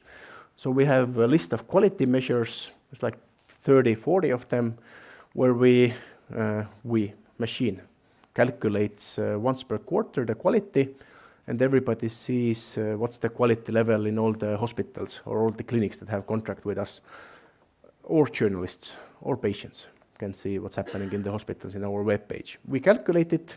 We have agreed what are the necessary levels to fulfill and how we calculate it, but we calculate it. So a simple example, ischemic stroke and the share of patients who have had thrombolysis or thrombectomy after the stroke.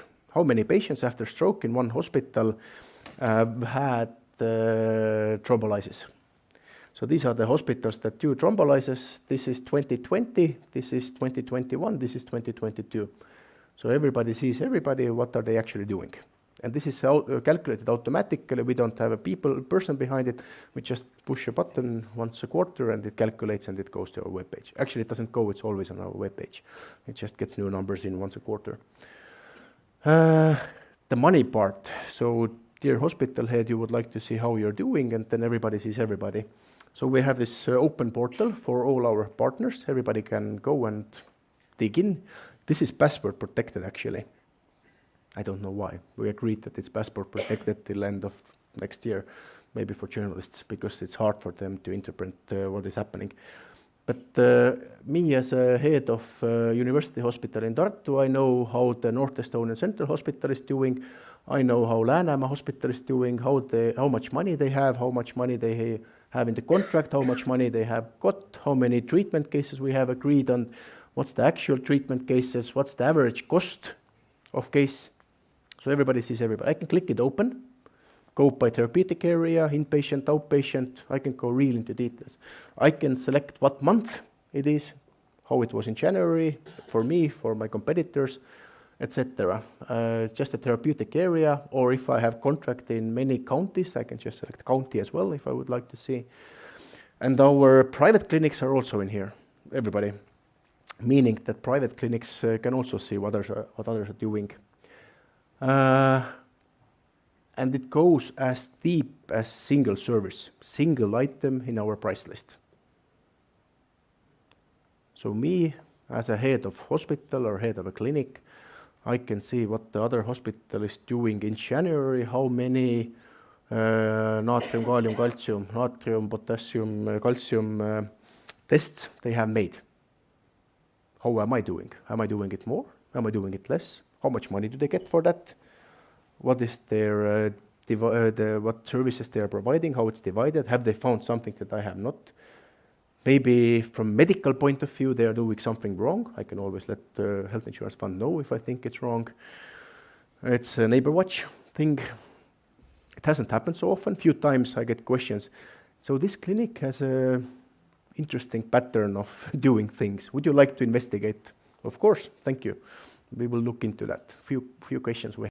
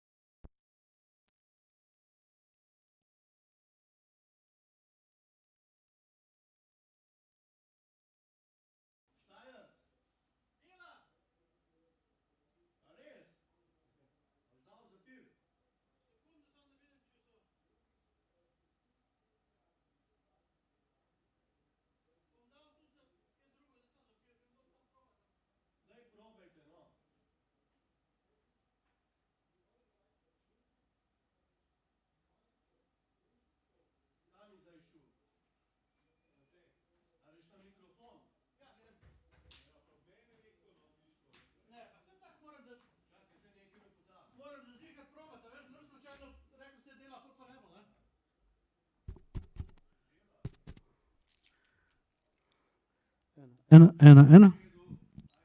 Dela. 2.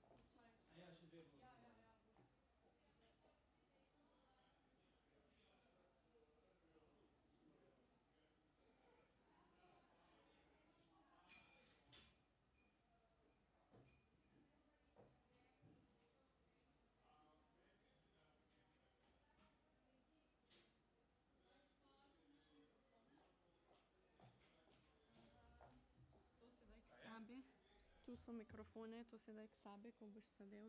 Jaz sem kam nekaj pa sedeti jaz? Kje pa ti?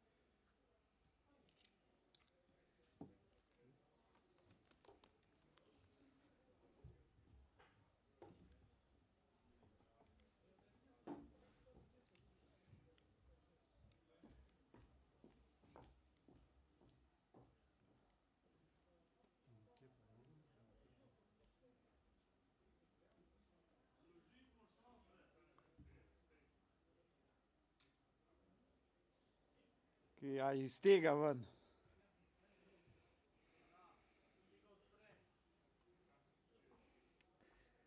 Za fajn vidim ga.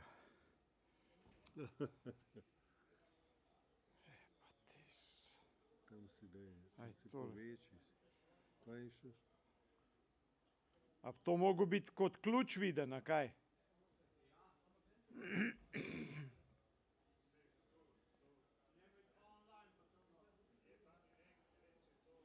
Jebali Isus.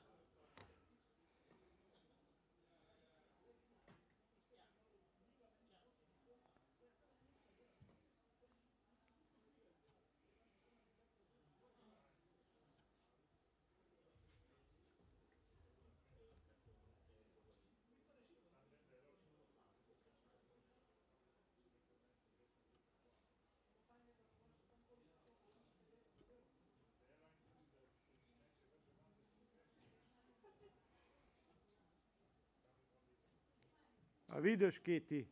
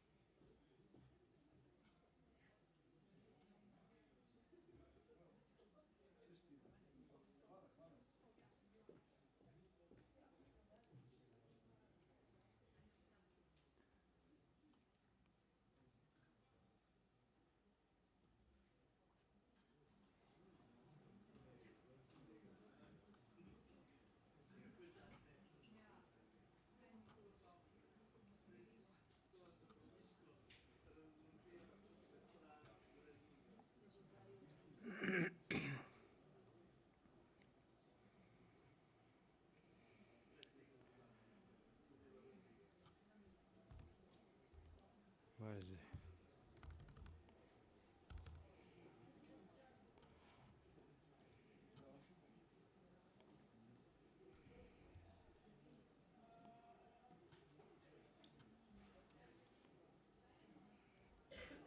Kakšen je password le? Imaš kakšen password?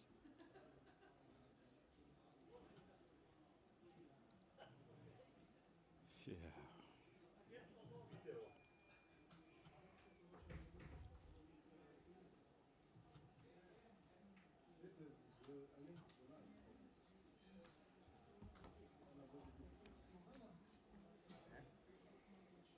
Calibration process.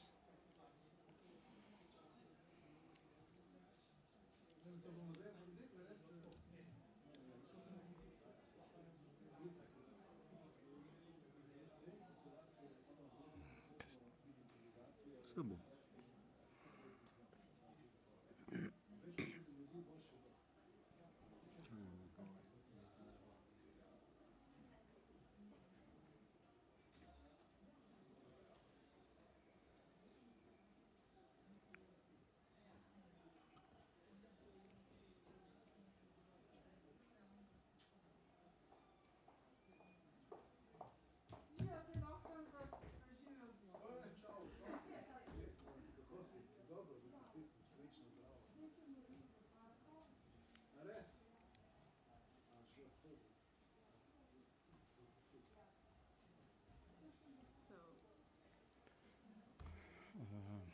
Obviously, we will use the old one.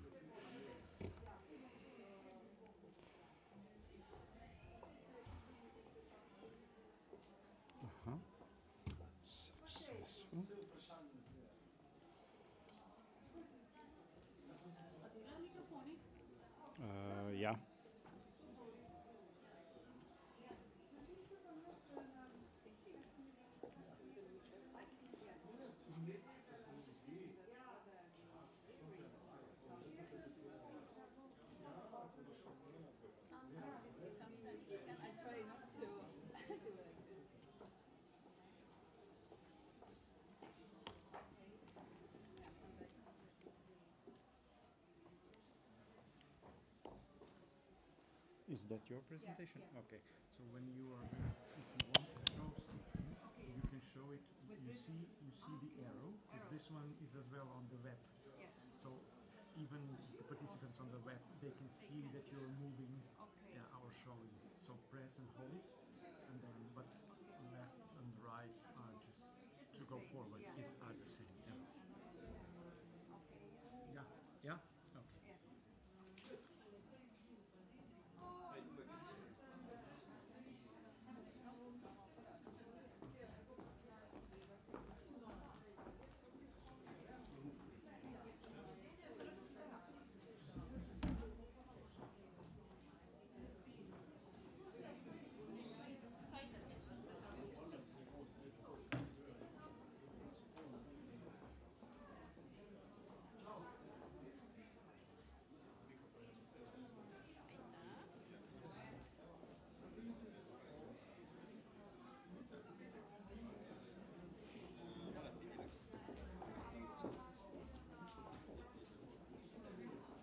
Test, test. Test, test. Test, test.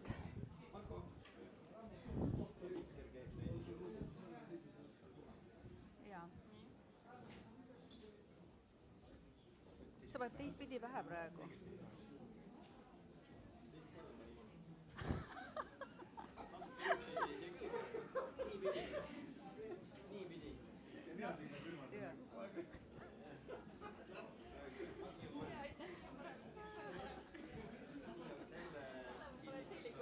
Ma panin ka, aga ma ei tea, ma vajutasin vist nupu sisse praegu. Ei saa midagi öelda. Ma olen vait, aga see ei kosta ju.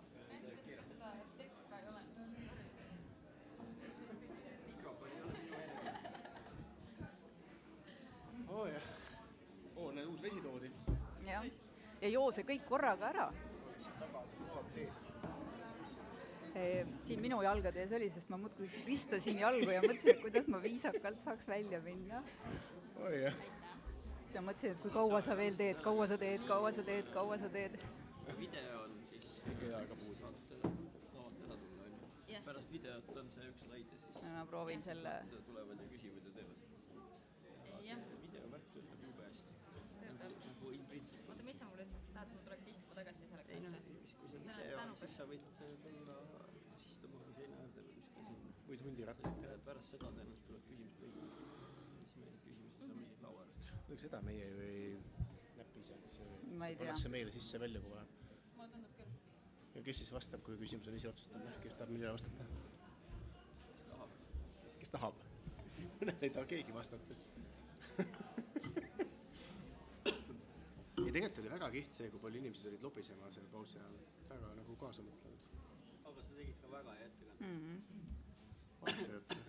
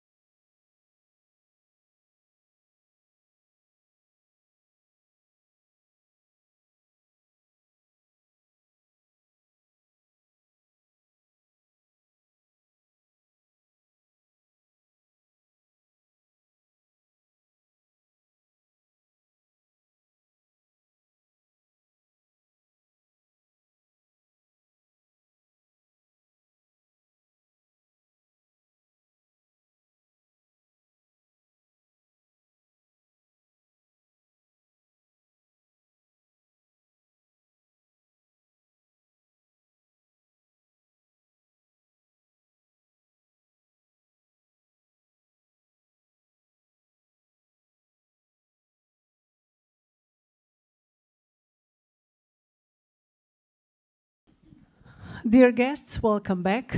I hope you will not be too sleepy after lunch, but I'm sure you will not, because we'll be talking about financing. So next speaker is the member of the management board, Mrs. Pile Bonhart. Yeah, The stage is yours. Yeah, thank you. Hope the mic works now. So, hello everybody, and thank you. It's a privilege to be here. Thank you for inviting. I should have thought of some exercise after the lunch, because what we in Estonia call, this is the after lunch coma session, so that everything is digesting in your, and but let's hope that, well, you can do the exercises in your mind. A little bit about my background. Yes, I'm the member of the management board, responsible not only actually finances, but also client relations, health insurance, and supervision. So pretty much quite a broad area. About financing, and we thought just to give a short overview where we have come and perhaps where we are going, what are the challenges. Ryan has pretty much also in his session brought some topics up already, so I will then continue and perhaps go a little bit more detail, but not in very detailed, so don't be afraid. So it's not going to be like totally finance related or accounting or all those balances and stuff. Estonia 1.3 million, sorry, wishful thinking. 1.3 million people, and a little bit over 1.2 million of them insured, so that who are covered with health insurance and can use the services we are paying for. But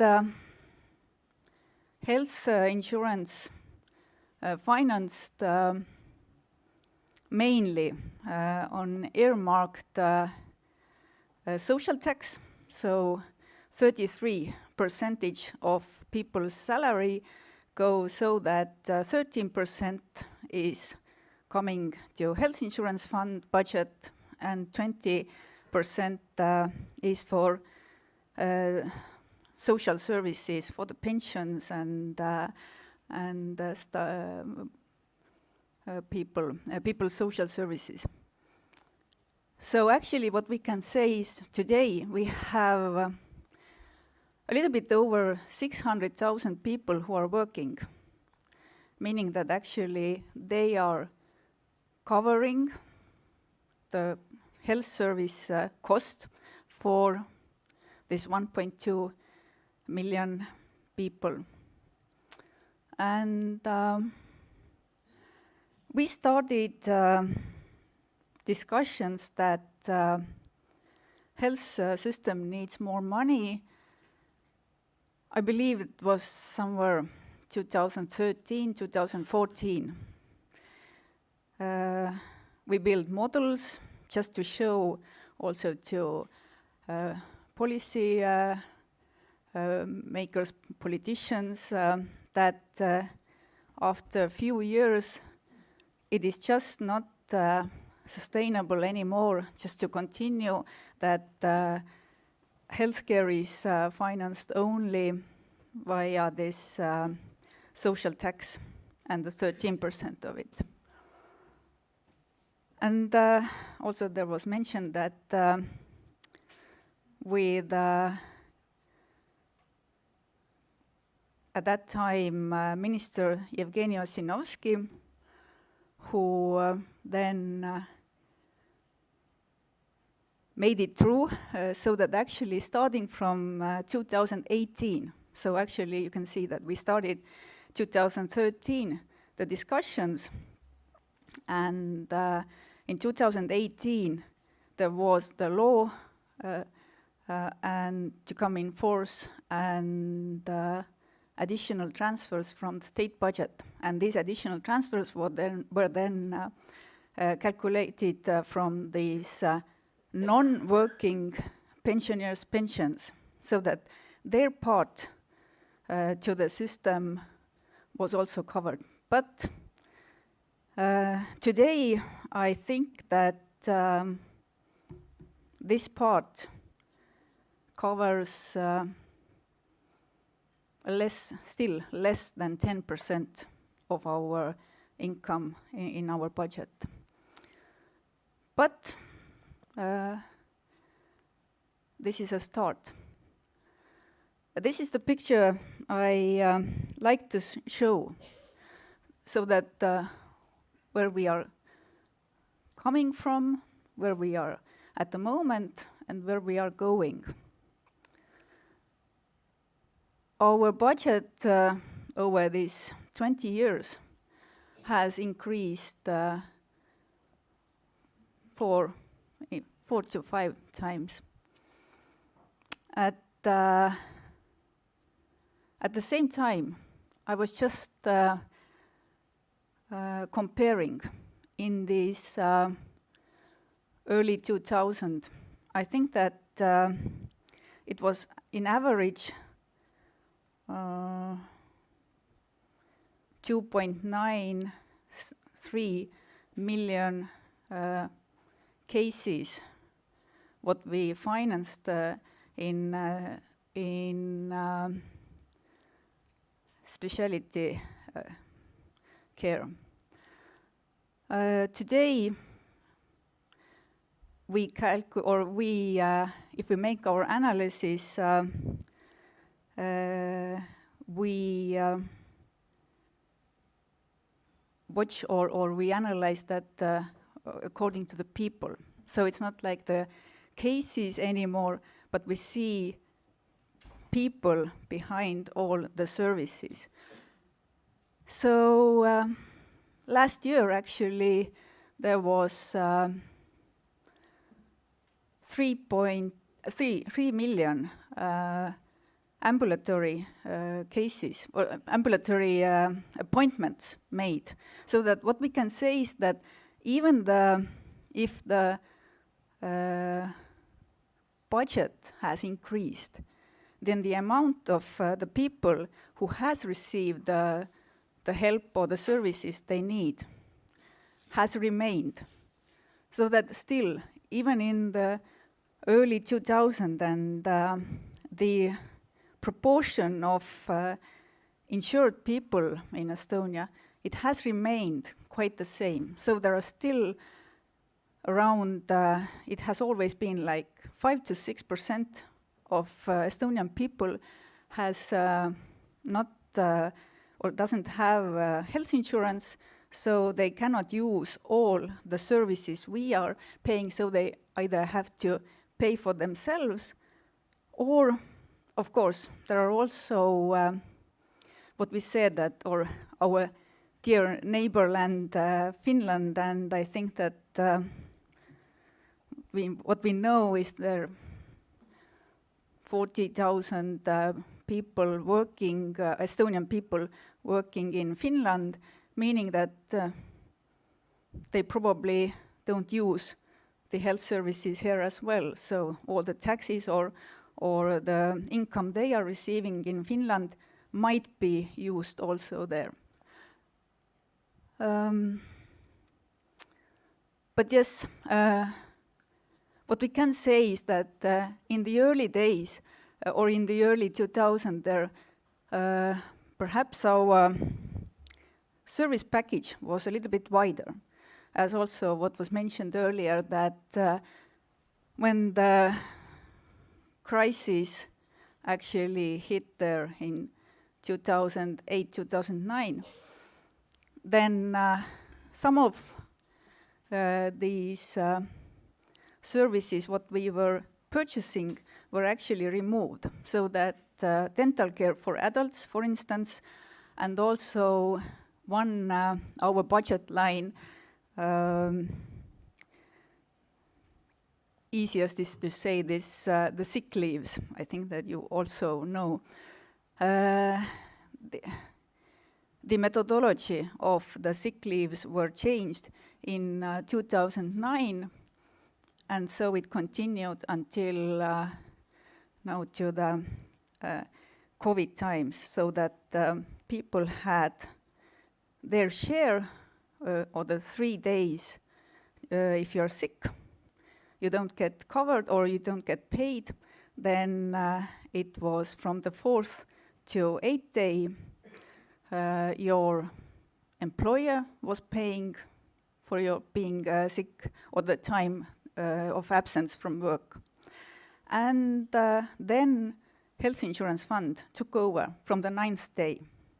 So it was until the 2020 this way. Anyway, 2017, 2016, and 2015 on the back there, we actually had some losses in that sense that our expenses were higher. Our revenue were not high enough. And as I said, that then actually these were the years when all the discussions in our interest groups and with ministry and we started. So 2018, and we can see that with this green line, so that actually then those were the times where, or the years now, that we have been able, or the additional money has helped us to cover some of the increasing costs. But coming back to what I was saying, that if we compare to what we have, or the services provided to the people have not changed much, given the number of appointments, then it means that even if the budget is growing and our expenses are growing, it means that it is due to the service prices and everything, how we calculate that, the components of the service price, they had gone up.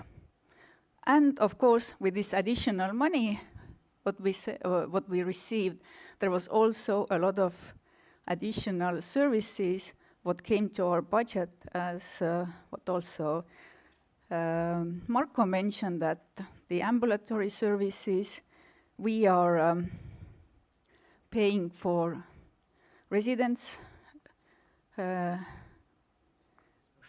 sorry? Young doctors, yeah, residents, yeah, residence fee. So all these are additional. So actually when we compared that, if there is a gain from this change, or if there are transfers from the state budget, and yes, we are still on plus side, if we compare the income and then the additional services we are paying. But actually, the difference is so small that you can think that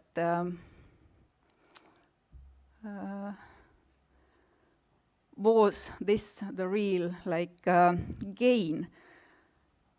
But what we are thinking is still that perhaps it makes sense just to have that, it is more clearer than if everything is covered, so that the health-related topics are in our budget.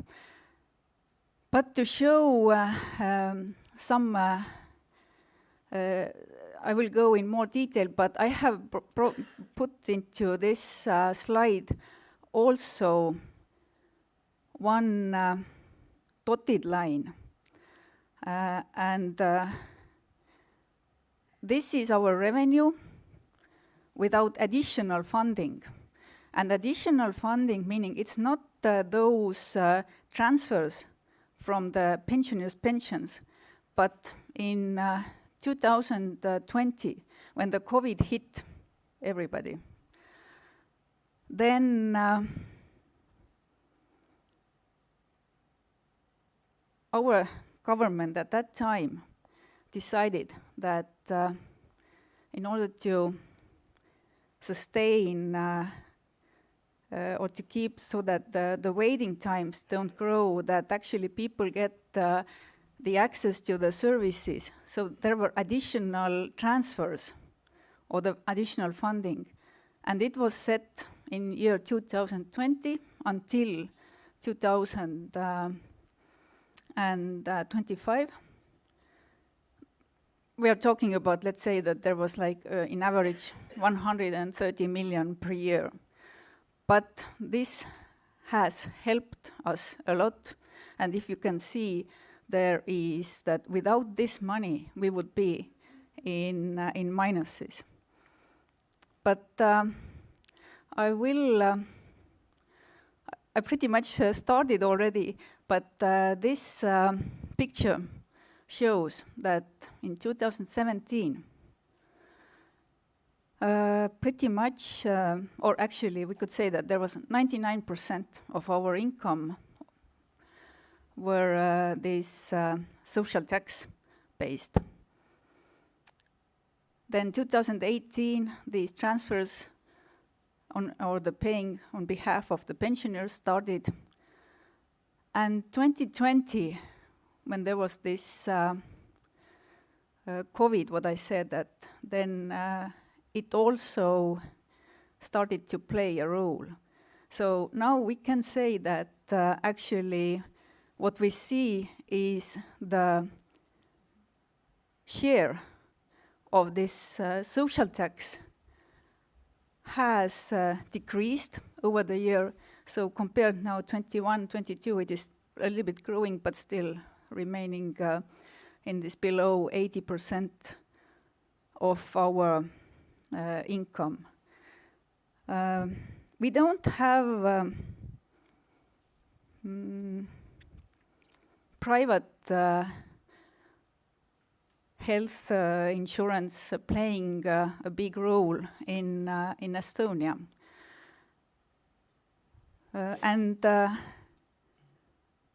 So pretty much what we can say is that we are covering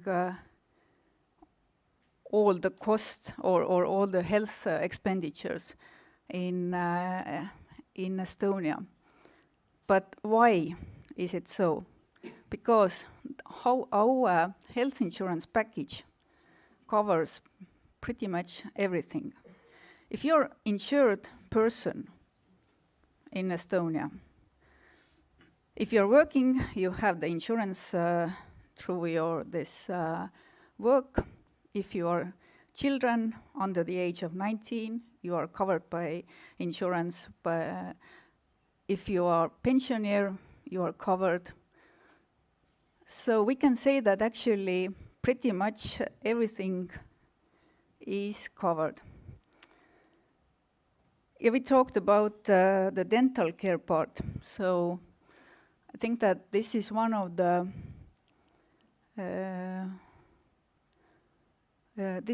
places or where you can actually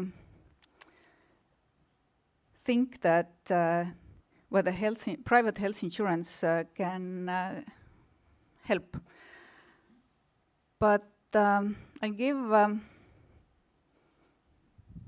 just one story. We had a conference with private insurance companies. And there was one part of this conference was also this private health insurance. And it was brought up there as like a success story, meaning that private health insurance has increased over 3 years. I think they are growing 50-60%.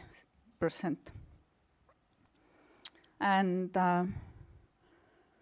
it was like that, and even then 2023, we are expecting even higher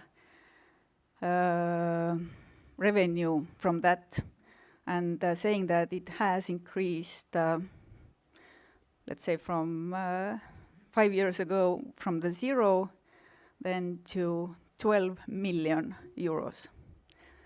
And then the moderator from that conference, knowing that I was also in the room, okay, Estonian Health Insurance Fund. And the topic was there that whether we see private health insurance as a competitor to us, or can we work together? And then I was asked that, okay, 12 million in a year, growth is, if we just take the statistics, growth is significant. Okay, but what is your annual budget? Then I said 2.2 billion euros. So it means that we are not competitors in that sense, but there are perhaps some lines where we can work together and help people, so that if they are purchasing a private insurance, then they can go and use the services which are not covered by us. But as we are saying that there aren't many lines there. And one thing more than I talked with one hospital representative, and he was very proud to say that they are offering, and people who have purchased private insurance, what was like the main or the biggest service, what was purchased. Can you guess what that was?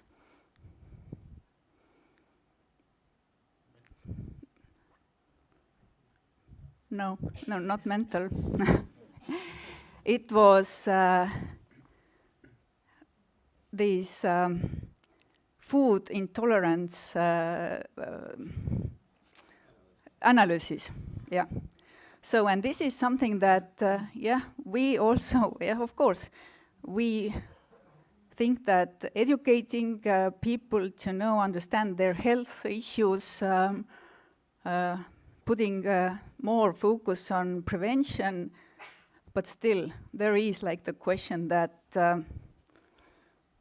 is it, as we said, or again, some of those examples given by Ryan earlier, that you have to choose that what services you will cover from our own or our this mutual money. But yeah, from that 2.2 billion, as I said, 74% of this is then managed by contracts, and actually this is the money Marko is dividing and having agreements with hospitals, family doctors, all service providers. But this specialist care remains like half of our budget goes there. This temporary incapacity to work, what I also said, these sick leaves, 11%, primary care or this general practitioners, also close to 11% of our budget. What is under this other, one thing what actually I'm quite proud of, and this is the part where if we are saying that we are a small country, we are relatively poor compared to other European countries, so that how we solve this financial sustainability issue. And we have talked here that it's all about putting more money to prevention and of course using all efficient ways of just that the right patient get the right service at the right time. But under this line, there is one budget line, and this is called Innovation Fund. And Jarika will talk about what we finance under that. But this is something what I believe in also, this innovation part in health care helps us to save money in the future.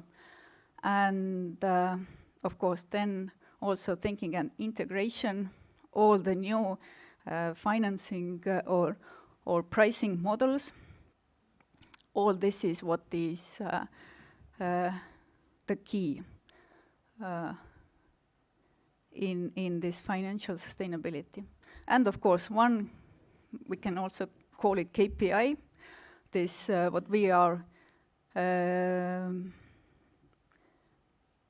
watching and trying so that this our own administrative expenses, they have been always below 1% of our budget, and they will probably continue as well. So this is something also that with discussions with private health insurance companies, that it tends that for them actually, just also for the profit, to have more profitable services and to have more administrative expenses is something that is also what might come as an issue. Then what I think that there is also an efficiency part. I put here also some of our reserves. If we go back to this slide, there was 3 lines what I didn't touch in the beginning. These are our reserves. Reserve capital and risk reserve is required by law that every year we have to increase them if our budget is growing, because they are related to our budget. And these are just to help us with some difficult times. And this COVID, and also last year when the war in Ukraine started, and we had or are having a lot of these refugees coming.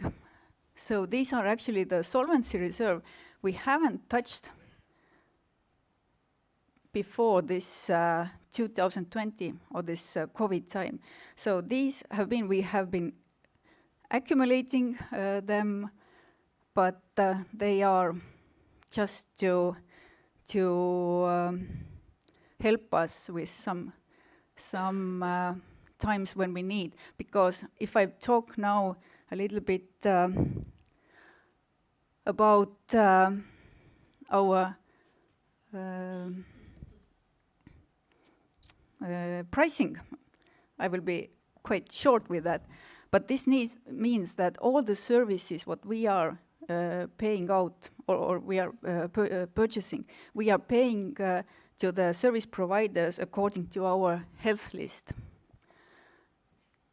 And I also mentioned there also all these integrating and all the different ways of just being more flexible with our payments, so that actually we have our health service list.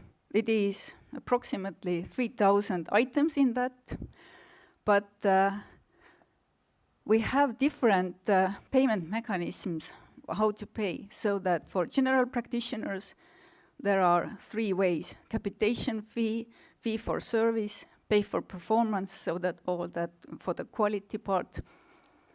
Ambulatory specialist dental care for adults, fee for service only. I'll go long-term nursing care. There are per diem payments, fee for service. But then with hospitals, and now this is where all this innovation part and all these new ways of just thinking that there are fee for service, per diem and DRG. These are from the old ways of financing these service providers.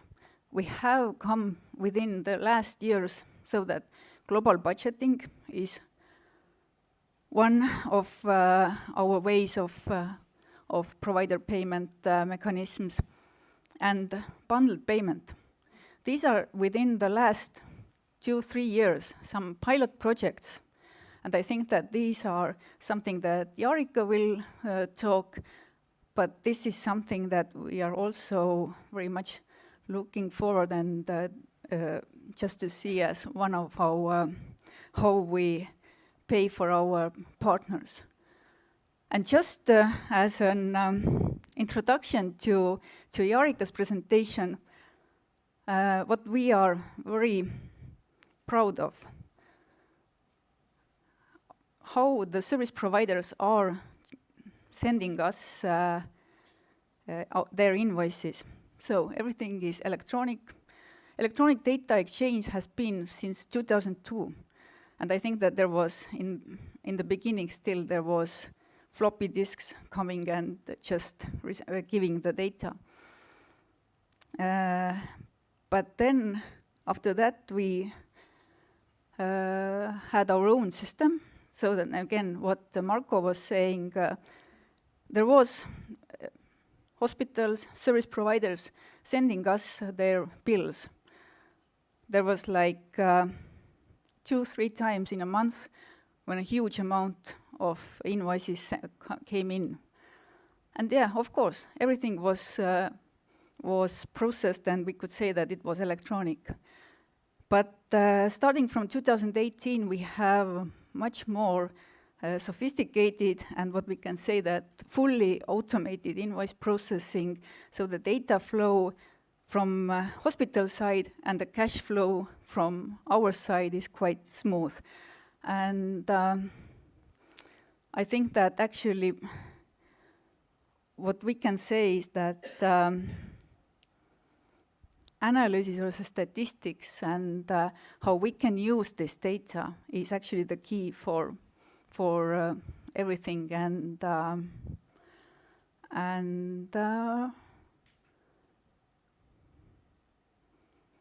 I even don't know what to say, that if you have some questions about this invoice management. I was just checking the time that I have gone way over what I was expecting. Then probably I can actually discuss this pricing or the invoicing part later on, or give much more detailed answers if there are questions. Or perhaps also that Jarika will have like the smooth coming from this and explain all this e-health part when this is one really big player on it.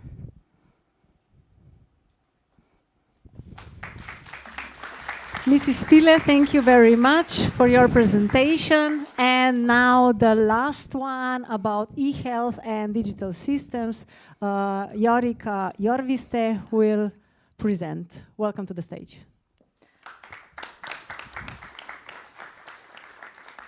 Hello, everyone. I'm feeling very relaxed after coming here after the modest introductions by Daniel and Rain previously, but I'll try to meet the expectations. So, I'm Jarika. I'm head of development in Health Insurance Fund, and I studied to become a doctor. There are two reasons why I chose to change direction. First of them, Rain already almost explained as I would. That is, I was working in internal medicine department, and we were doing our best to keep patients alive who were very sick, had very many diagnoses, and then I kind of felt that is it actually what the patients want, or is it something that makes us feel good as we can treat the most sick patients as to become the best doctors? So that's one side, to actually keep in mind what the patient wants, not what the guidelines only say or what I want to do to feel better. And the other side was the effectiveness of the system. I saw a lot of things that we could do better if we worked smarter. And I tried to express my views, and very often I was confronted by the wall that said that, no, we can't do this, or that idea doesn't work like this, or think once more, or that can't be done. So that's why I contacted in the beginning of 2020 a new innovation department in Health Insurance Fund, and said that I want to make something better. Well, and I was a green leaf, didn't know anything about much about anything, but I was very certain that there can be something done to make the system work better. And now I'm here. I will tell you a little bit about different components in Estonian e-health ecosystem and the health insurance fund role in leading them. And then I'll finish with our innovation fund that was mentioned earlier and what we do out of those funds. Estonian e-health ecosystem has been developing since the early 2000s, I would say. There are very many different components managed by different institutions. Here are some that have already been established many years ago and are actually in, would say, reconstruction or need some updating. Here are some that are still projects, some that are in preliminary phase. So I'll talk about some of them more in detail, and also Ryan's video in the beginning gave you a hint about them. But what we did last year was take all the what are the main problems with those components. There's two. First is, how do we make them in a long term, developing in a long term, which means we need to keep them up, we need to keep them developing and meeting the users' needs, which is kind of hard because most of the components have been developed using European funds. There's a new, shiny, and well-working solution at that time. But then after it's ready, it has to be kept in business, and it has to evolve with the time. And that means that we need to have structures to keep these things going. So together with Ministry of Social Affairs, we don't have Health Ministry, we have Ministry of Social Affairs, and we did order e-health governance framework, which helped us to structure how we lead and manage those systems. And our health fund now, as Ryan explained, that we have very many different roles besides paying for the healthcare services. Then one of these in time, what has developed a lot, the role is becoming product owner of different e-health services. And most of them are connected to us also today. But the pavement to everything, the base, is our national health information system, which is a database where comes together all the patient records. So all healthcare providers are obliged to send patient records centrally into one database. That's been live since 2008. It enables you to, as a professional and also as a patient, it enables you to watch all the medical documentation that has been done on you. So all the lab test results, all the health records, whatever has been done, it's all there. The problem. It kind of sounds good. You can always go and see, everyone can access it, everyone can see what's there. But if you have many problems, then for the doctor in a GP's office, sometimes out of that 20-minute appointment, you need 12 minutes to go through the PDFs that one by one tell you what's wrong with the patient or what's been done before. So the data is not structured. It's just a list of PDFs, and that consumes time. So it's a good thing that we have that information system, but we need to take another step, how to structure the data so it will be easily accessible by different stakeholders, clinical specialists, but also patients. What we're dealing with now is next generation health information system. What does that mean? That means that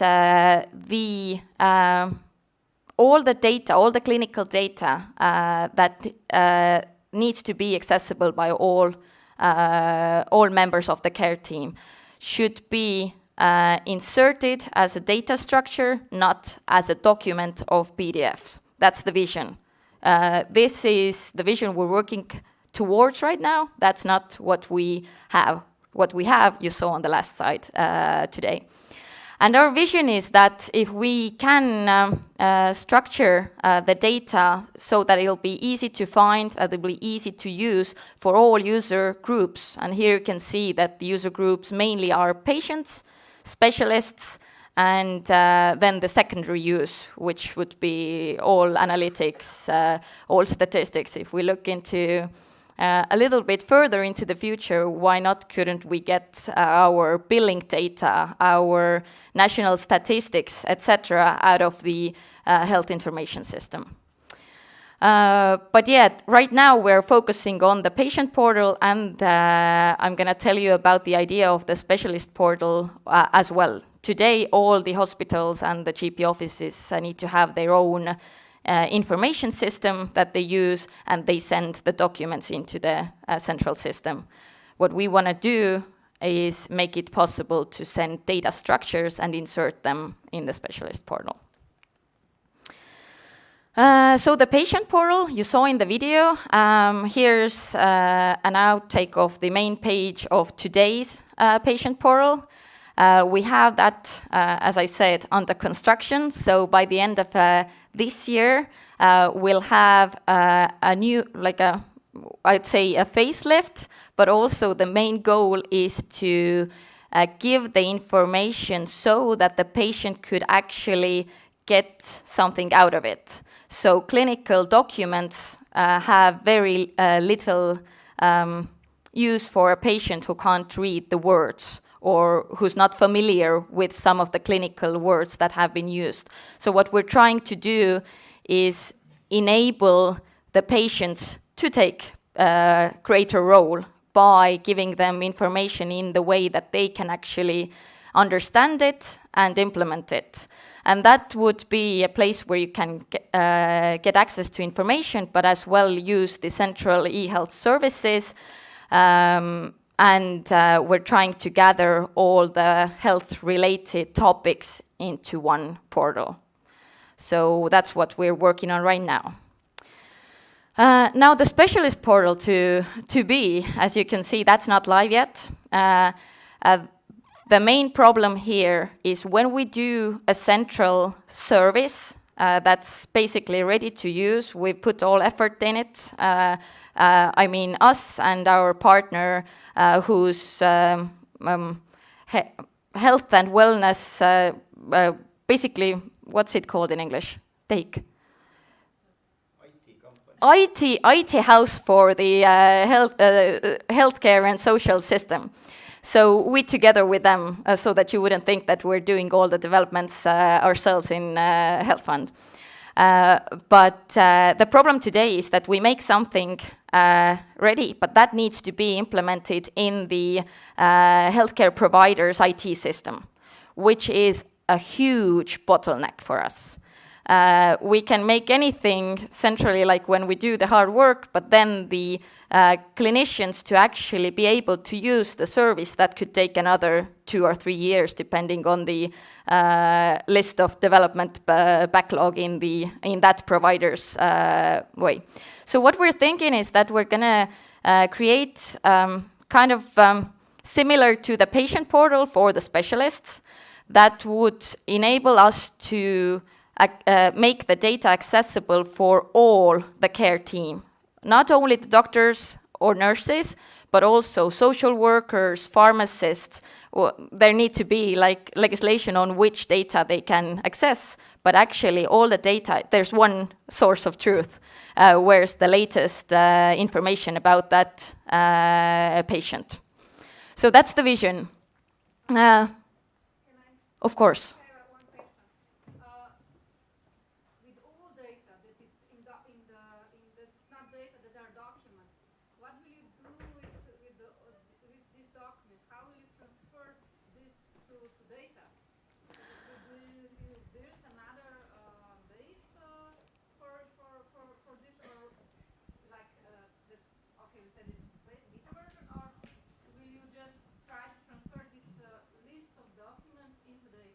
So far, what we do have of that vision is a data viewer, which is dependent on today's PDF documents.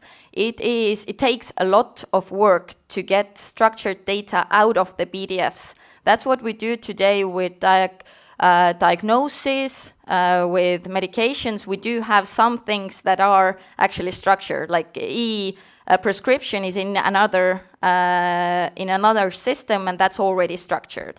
But we can get some parts of the documents out, but that takes a lot of work. What we want to do, we're definitely not gonna, we don't want to invest in doing that translation, but instead of it, we'd like to get the clinical personnel to start inserting data which is already structured. You don't send a PDF to the health information system, but you send the structured data. Okay, so here as well, you have the information, you can use the e-services, and also another thing that connects with the last part of my presentation about the innovations is that here it would be possible to link different digital solutions, like digital therapeutics, some disease specific solutions like a headache diary or an application for cancer patients, etc., so that the clinicians wouldn't have to re-enter there or do the authorization process for 3 times on different web pages. They would have the access from the same place. That is just one of the first services that we're trying to get live, which is the medication view to be, and the innovation here is that it is the latest, the only source of truth. That what we want to achieve is that all doctors who change the medication list for the patient need to do it in the same place, which means that the patient doesn't go home with one paper from one doctor and another paper from another doctor, but the view of the actual active medications is in one place. And you can rewrite it, it'll be documented who's did what changes when, but the patient has one source of truth. The products, most of them you saw on the video. We are the product owners for e-ambulance, for the patient portal, for e-prescription, specialist portal. But what I want to tell you a little bit more specifically about is the clinical decision support systems, which is pretty outstanding probably from the rest. Then telemedicine, and I will tell you a few words about e-prescription. E-prescriptions live since 2010. We managed to get users up to 98% of e-prescriptions being done digitally in a couple of years, so it was very well adapted. And that system sits in Estonian health insurance fund, so we're taking care of that. That works today quite well. Our next challenge is to digitalize hospital medications. That today is on paper in hospitals. So that's the next step we need to take. Then clinical decision support system. This is something interesting. We're probably the first or only even country in the world that has implemented patient-specific clinical decision support system nationwide. That means that every GP in the country has on their in their own information system that solution integrated. What does it mean? It means that the system takes data from a patient electronic health record, from e-prescription center, and connects those data points to the local and international treatment guidelines.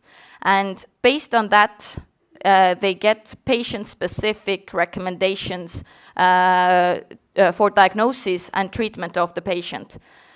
How does it look in real life? That's Estonian, don't try to read it, but the part in the left side, or from the right from your side, there are different recommendations or notifications about the patient. For example, the renal function is this.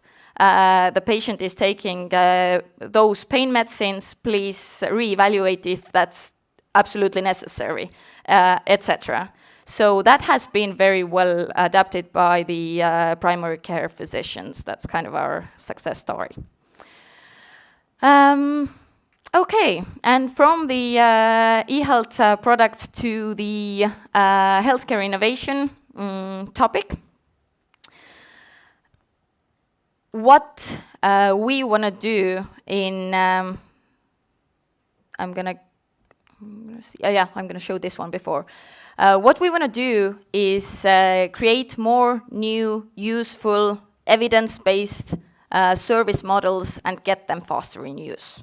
Why I'm talking about service models is it doesn't mean that there's only a new application that we're going to use or a new medical device that we're going to use, but that has to be a whole that usually changes clinical processes, and those need to be in place, and we want more of them because these are the things that make the system more efficient and give the patient more rewarding experience. What I mean by efficiency isn't that we're going to cut the costs. I mean that we're going to get more quality or more satisfaction for all stakeholders out from the same money, for example. So that's not just cutting the costs. And what we do in Health Fund, Pille mentioned new funding schemes. We're playing with those in different pilots. We created an implementation support mechanisms from the Innovation Fund. I'm going to stop on that in a few seconds.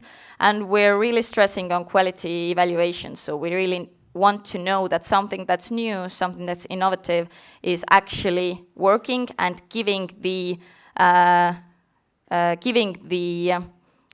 what it actually says it will give. We want to be sure of it. So I'm going back here. This is now how we're going to get those new products. This is a guideline for industry. Basically, I would say health tech industry, but whatever companies have new solutions that they want to bring to the healthcare sector, we created a guideline which shows you the places where they and the state meet and how can we help them to get through the different obstacles there. So I'm not going to go deep into that, but that on our webpage is now translated in English. Whoever has interest in how to get different, how to connect like private sector initiatives with our system, then that's what we created for them. And it's very important for there to be new ideas or innovations, because it's very hard today. In Estonia, you can't go to a hospital and sell your product because the hospital says that I'm getting paid enough already from the health insurance fund. I don't have any funds to take and try something new. I'm doing what I'm used to do. So we need to kind of motivate them to take the next steps, both the hospitals and the industry. So that's for the industry side. And now the very simplified version of the innovation pathway. So we've divided it into 4 stages. First, the idea phase, which is usually like hackathons and everyone having some ideas somewhere. And we're put on the lower side like different mechanisms that are there to support going through that phase for the idea owner. So then there's the solution phase where you develop your new product, you test the efficiency, safety. If it's a medical device, then you need to go through medical device regulations. And there are also different European and also local measures for that. Where we want to come in, and what we stress really is the impact evaluation studies, where we want to see that the service model I told you about is in place. So the solution actually has to be taken up by the clinical processes, and it has to give some value. And for that is a phase that usually no one has money for, no one is paying for. And that is what we're using our innovation fund for, a part of it for. So we support new service model studies, basically implementation studies. We invest into the knowledge that we get out of these pilots. You can call them pilots or you can call them studies. Basically for us it's the same. What we invest in is the knowledge that we get out of it. And that's important for the last phase where we need to decide if we're going to pay for it. And that for that we need information, and it's not that easy with digital solutions or services as it is, for example, with medications, where you can just look at the big studies done somewhere and it's a pill and you take it. It's kind of the similar service model everywhere. It can be used everywhere. So here we felt like we need a little bit different process. And our innovation fund basically is 10 million euros a year. We've divided it into 2 categories.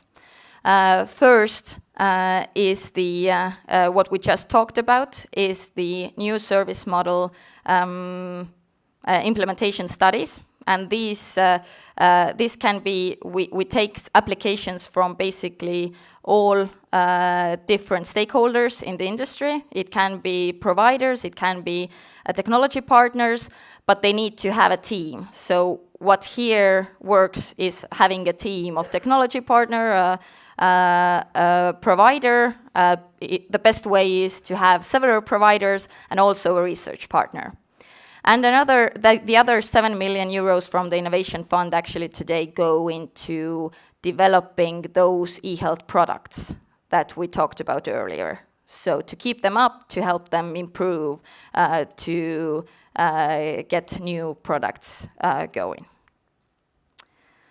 And then the last little cherry on the cake is telemedicine. When I first came to Health Insurance Fund, then telemedicine development was my first project or program, I would say. We started in the beginning of 2020. We started by, our goal was to get remote consultations or video consultations reimbursed. We were lucky because COVID came 3 months later, and we had in our shelf the regulations for reimbursement scheme for the video consultations.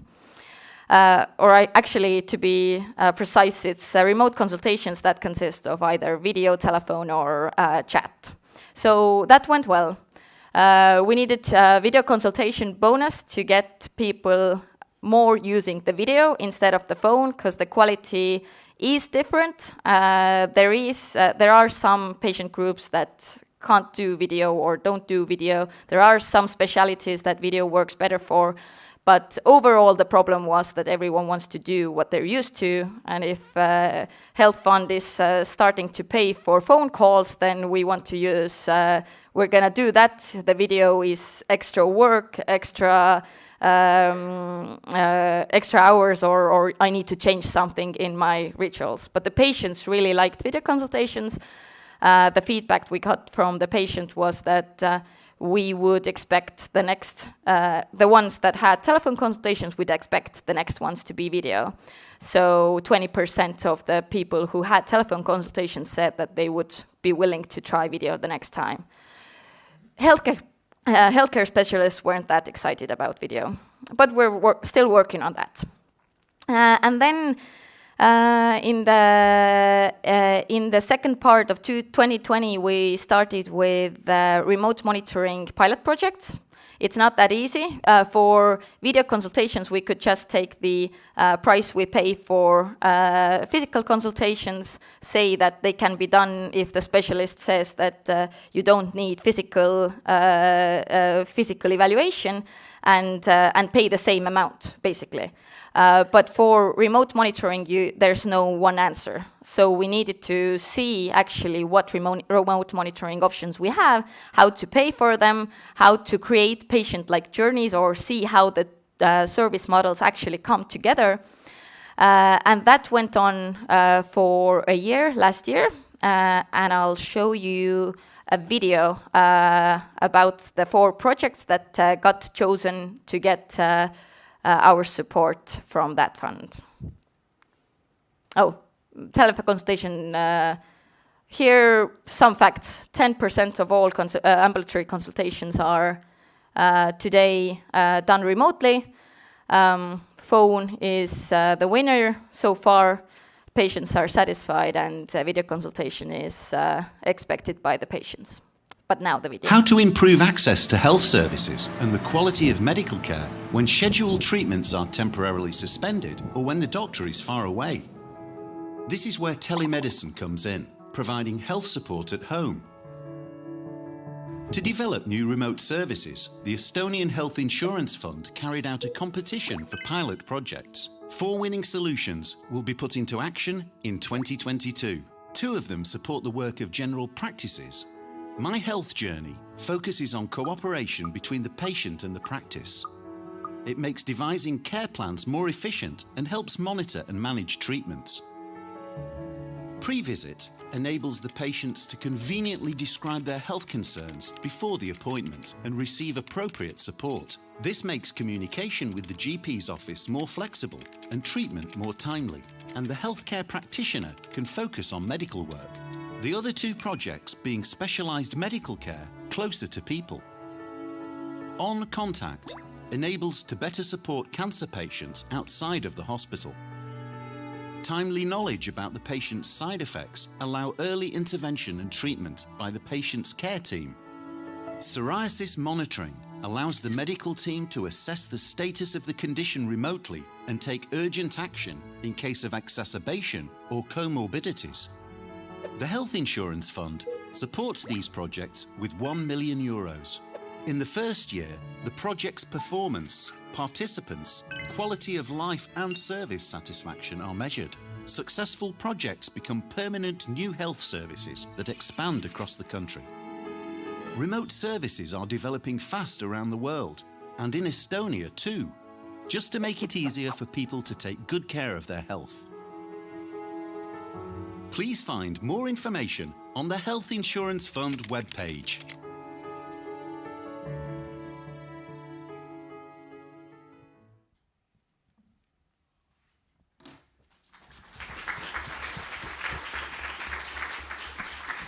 Jarika, thank you very much for your presentation. And now it's time for open discussion. If you have any questions, please ask them. But before you do, wait for the microphone, because we are still live online and we are also recording this, so you will be able to look at these recordings again. If you have a question, please just wave. We have one back there, and this young gentleman will bring you the microphone.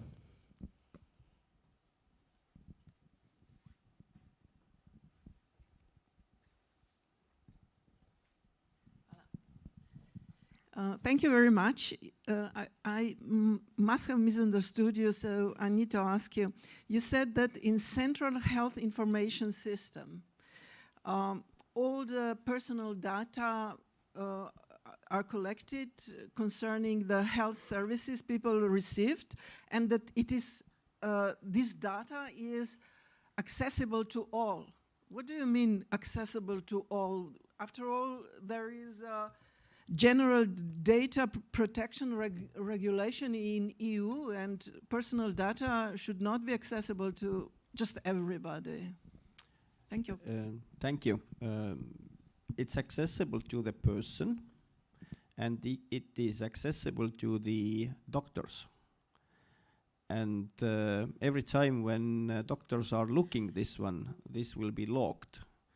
And there is a very well working social control mechanism, because the person, data belongs to the person, and I can see who has watched my data with few clicks.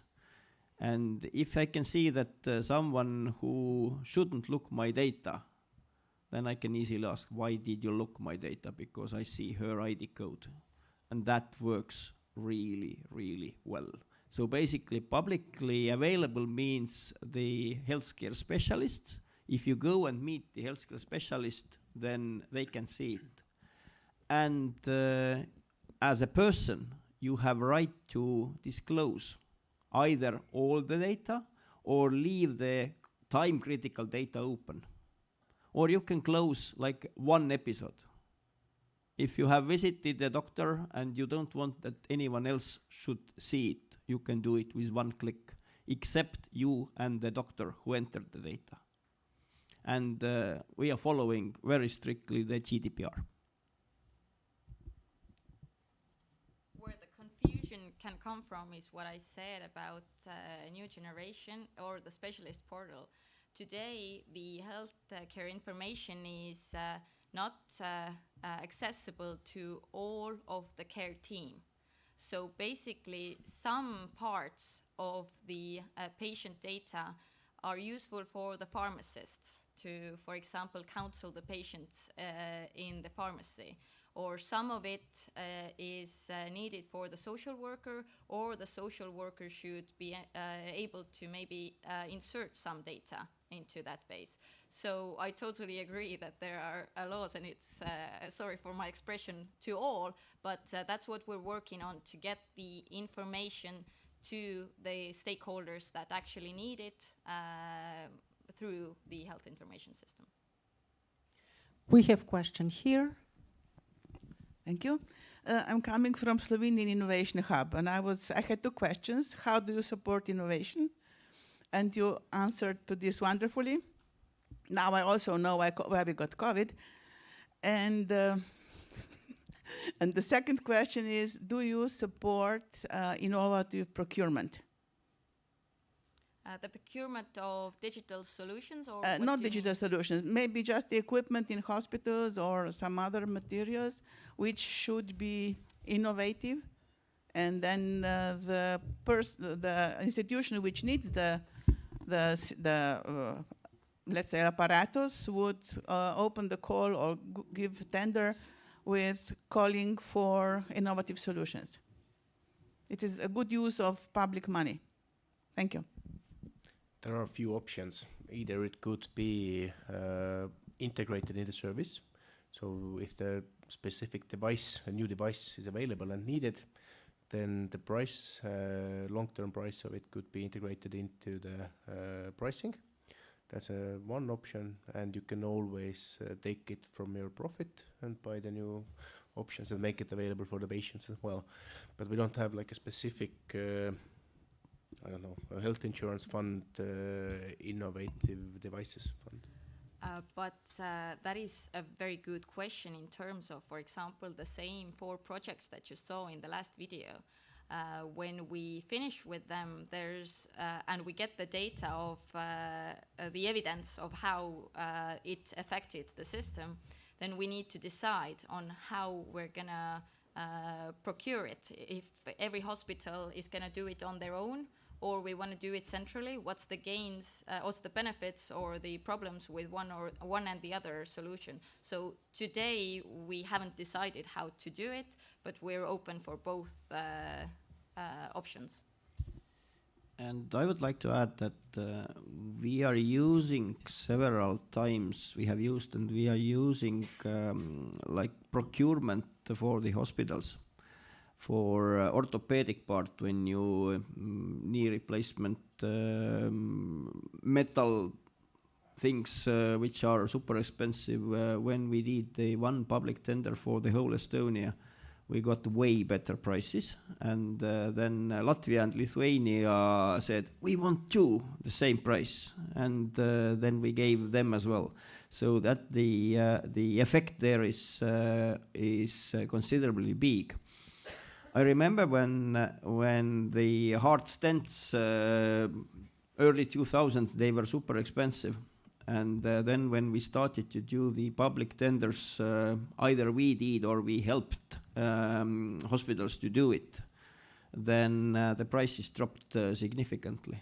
And instead of taking the money away, we said we invest this money which we won, sort of. We invest to the same area, the cardiology, got additional money for the new treatments, etc. So there was kind of win-win solution.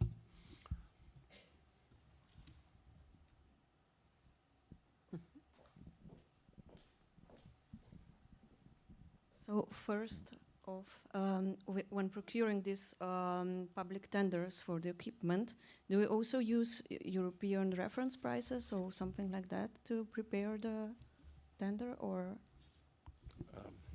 You have a limit that you can't go over. You can always go lower, but you can't go over the certain limit.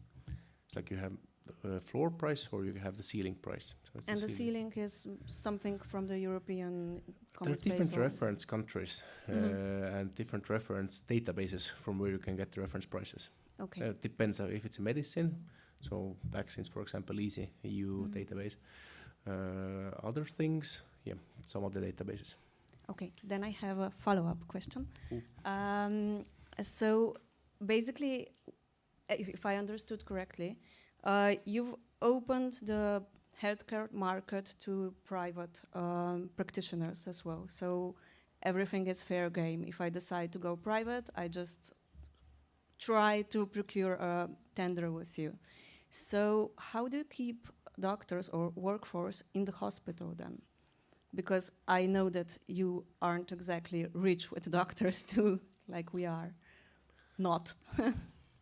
And know the feeling. It's a question about incentives and motivation. So what motivates who? So for example, some doctors would like to stay in the hospital because there are more inpatient works. So you have more experience with a higher level medicine, but some doctors like more steady life, so no night shifts, for example, then they would go to the private. But the most common is you do the both.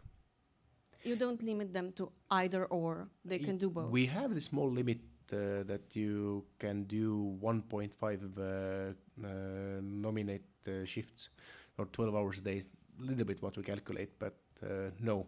As long as you help people with the same prices, it's the same price for private clinic and hospitals, of course, we're happy to. Thank you. I can maybe comment a little bit more on that point. When I spoke with the hospital managers, then it depends on their maturity, their character, because some people said you work either for me or you don't work at all.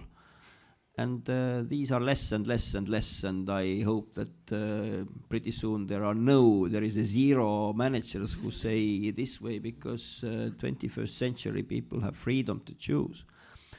And rather I would look at this way, that if some our people would say, hey Rain, I would love to get some experience somewhere else, I would help some people and I would divide my shifts in that way, I would take it, yes, go and take that new experience and help us to improve and also help them to make it better. And one example from Finland, Daniel and his team also visited Finnish Helsinki University Hospital. And I had two questions there. One was about salaries, doctor salaries or the medical personnel salaries, because in Finland, what we are also trying to do, when you are working in a city center and respectful hospital, university clinics, then people are expecting to get more and more money, but it's vice versa. When you are working in the Finnish tundra, in the Lapland, where there is one hospital and 600 kilometer free forest, your salary is way higher than in Helsinki University Hospital. But people are there because the new medicine, complicated cases, special life is happening there, and they are ready to earn a little bit less, but be on top quality and be in that society. So money is not always the question. There has to be the decent remuneration component, but you can look at a little bit way broader. Voila.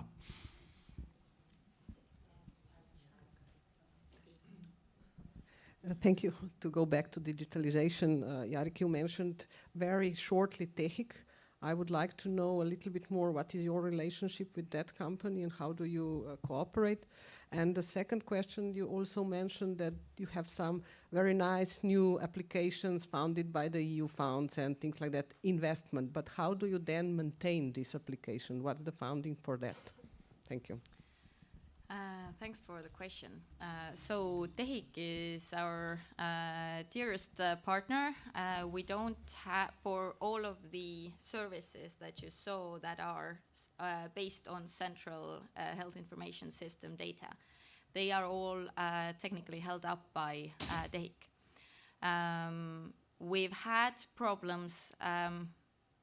Most of those services that we talked about are built by, funded by the EU funds. And why I briefly mentioned the e-government's framework, which was actually brought together to analyze how do we actually organize and keep up those services, because there are problems with them. After they've been, after they were ready like 5 years ago or so, every new like problem that arises, that'll be just like executing a fire, but afterwards it'll happen again, and after time it'll happen like more and more. So today what we're basically at the time now working on is how to get that model working, that we have a product owner in health insurance fund, and then we have the technical team in TEHIC which is actually as well procuring developers from outside. We pay. I can comment on payment. First of all, as you know, we have Ministry of Social Affairs, and we have two ministers, Minister of Health and Labor and Minister of Social Protection. Different parties, same coalition. Daniel knows what I'm telling. And they are sharing the sort of IT company called TEHIK. And when Parliament takes a law that 1st of January, which was 3 days ago, the compensation for the children was changed. They changed it 29th of December. Nobody thought about that IT solution might take 1 year or 2 years to do it. And then TEHIK has to handle it. And then we understand that some of our projects are on hold or not the top priority. How we manage that one? Because TEHIK has like two parents. One is parents, meaning who gives money. One is Ministry of Social Affairs. And already 3 years, the other parent is Health Insurance Fund. And we have a saying, who pays order the music.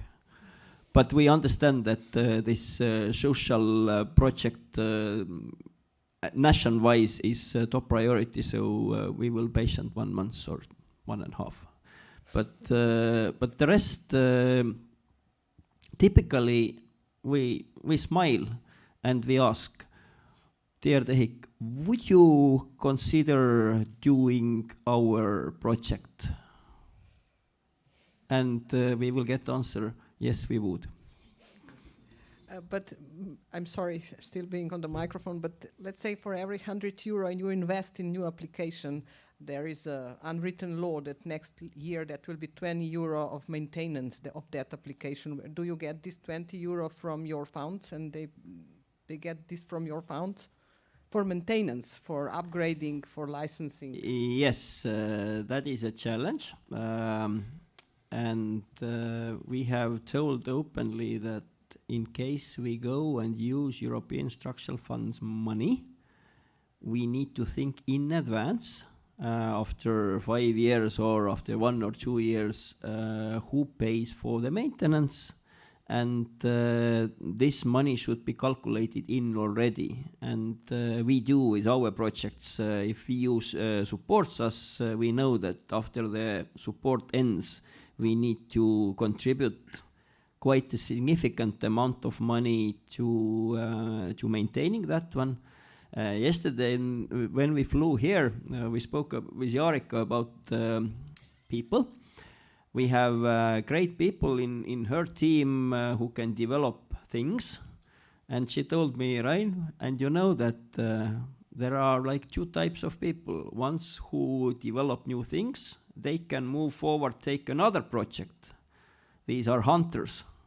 And there are farmers whom we need to keep to harvest that field every year, because this needs development, adjustment, on keeping, etc. And I said, yes, I know. Thank you. Exactly, with that voice, because that needs some additional people, or we need to count that minimum there is like a 1 person. All the rocks which she showed, there has to be 1 person or minimum half or 2 people behind 3 projects. And you always need to calculate that you need to have some redundancy if the person is on vacation, like the product owner and the backup person. It's a tricky business, but very straightforward and right questions. Voila. There was a question. Yeah. Okay, I have 2 questions. The first one is, you were speaking before about the projects you just set up a goal. You would like to do this and this, and then did I understand quite correctly? You have like a startup competition for the best solutions. So this is not a tender, but it's like a competition, and then you choose, I don't know, as I say, 3, 4, or 2 solutions, and then you test it. And if the pilot goes very well, then you make it like a national solution through the whole Estonia. Quite. Yes. The question was, were you right? Yes. You were describing so it it's correctly. not a tender.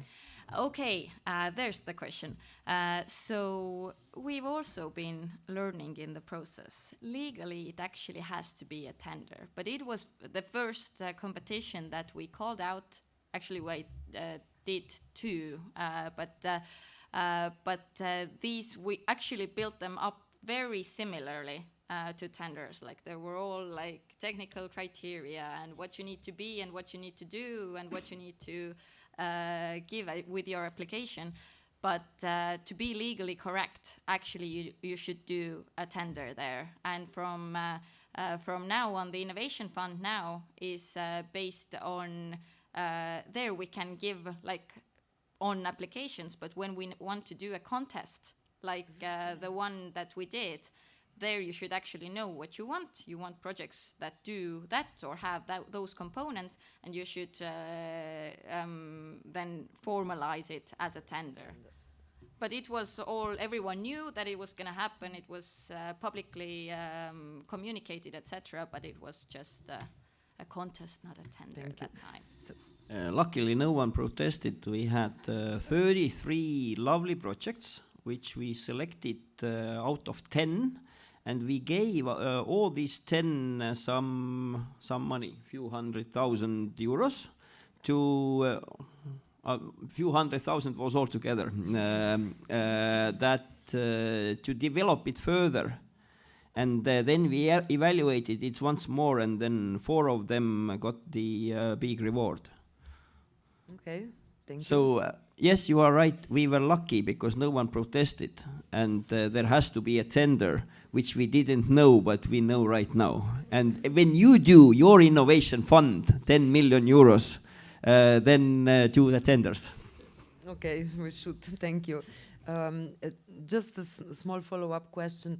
Are there always the same, startup firms or different?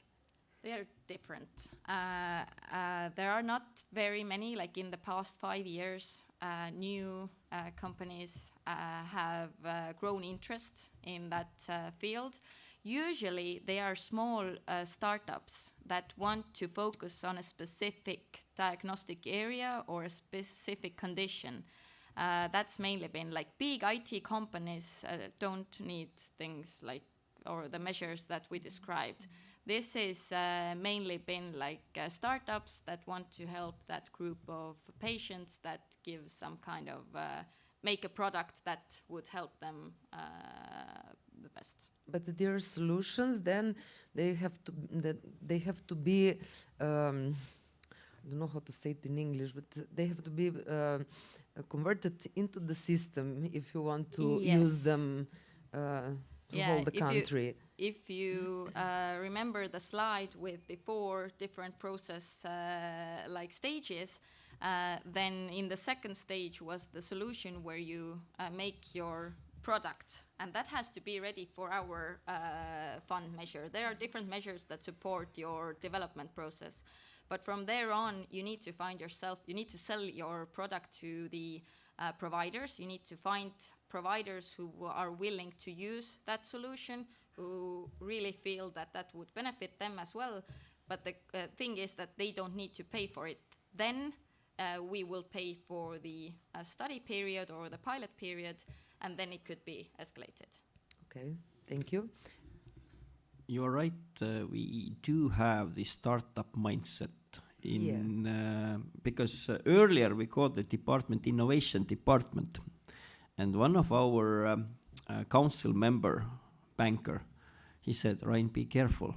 When you call someone innovation department, then the others will become envy. And they will start working on the contrary. And then we combined the innovation department and development department to one.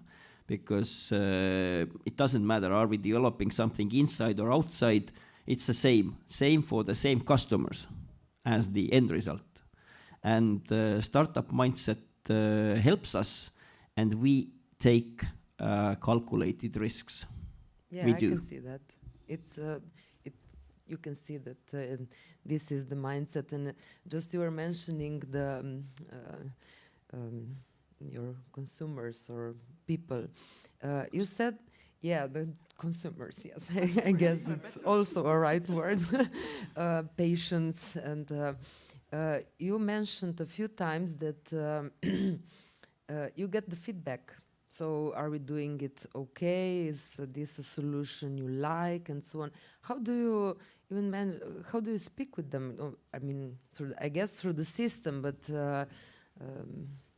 For remote consultations, we conducted a survey, very simple survey on basically a red cap platform, and we sent the link to. We got the information from the system of invoices. We saw who's had the remote monitoring service, and then the next month we sent those people email to, would you be so kind and answer some questions for us to improve the service. That's what we did there. And in the pilot projects, there was a requirement that you need to regularly get feedback. We use prems and proms in all of our pilots, so that's kind of a requirement there. But how to implement that nationwide to get regular feedback, that's one of the things we're working on, and it'll take a little bit time. And you share this information also with your ministry on regularly basis? Yes, and also what I recommend, we started to use social media 4 years ago when we got the new PR manager, and she came and said, what the heck, website, and that's it. Yes. No. From day on, we are using Facebook, Twitter, Instagram, just name it. We are using all of them. And then be flexible. Example, vaccination. You all remember, or we all remember vaccination. Vaccination, when there was a time when there was a big vaccination center, hundreds of people going, then we said the price was €5 for the nurse who did the injection, €5, 30 cents or something. And everybody were happy because there was like hundreds of or thousands of people going through. €5 times this one, they got paid. And then hospitals start calling, hey, people are not coming anymore. The nurse is sitting there. You pay fee for service. We need to change the price. It took us 4 hours. We doubled the price. And in the highest point, when there was heavy pressure from the ministry, from the society that you should do it, but people didn't want. You all remember the different vaccines, etc. Then we paid like €25 for one vaccination. And when the revaccination started, then we lowered the price back to €5. So it's kind of again, not typical insurance fund behavior.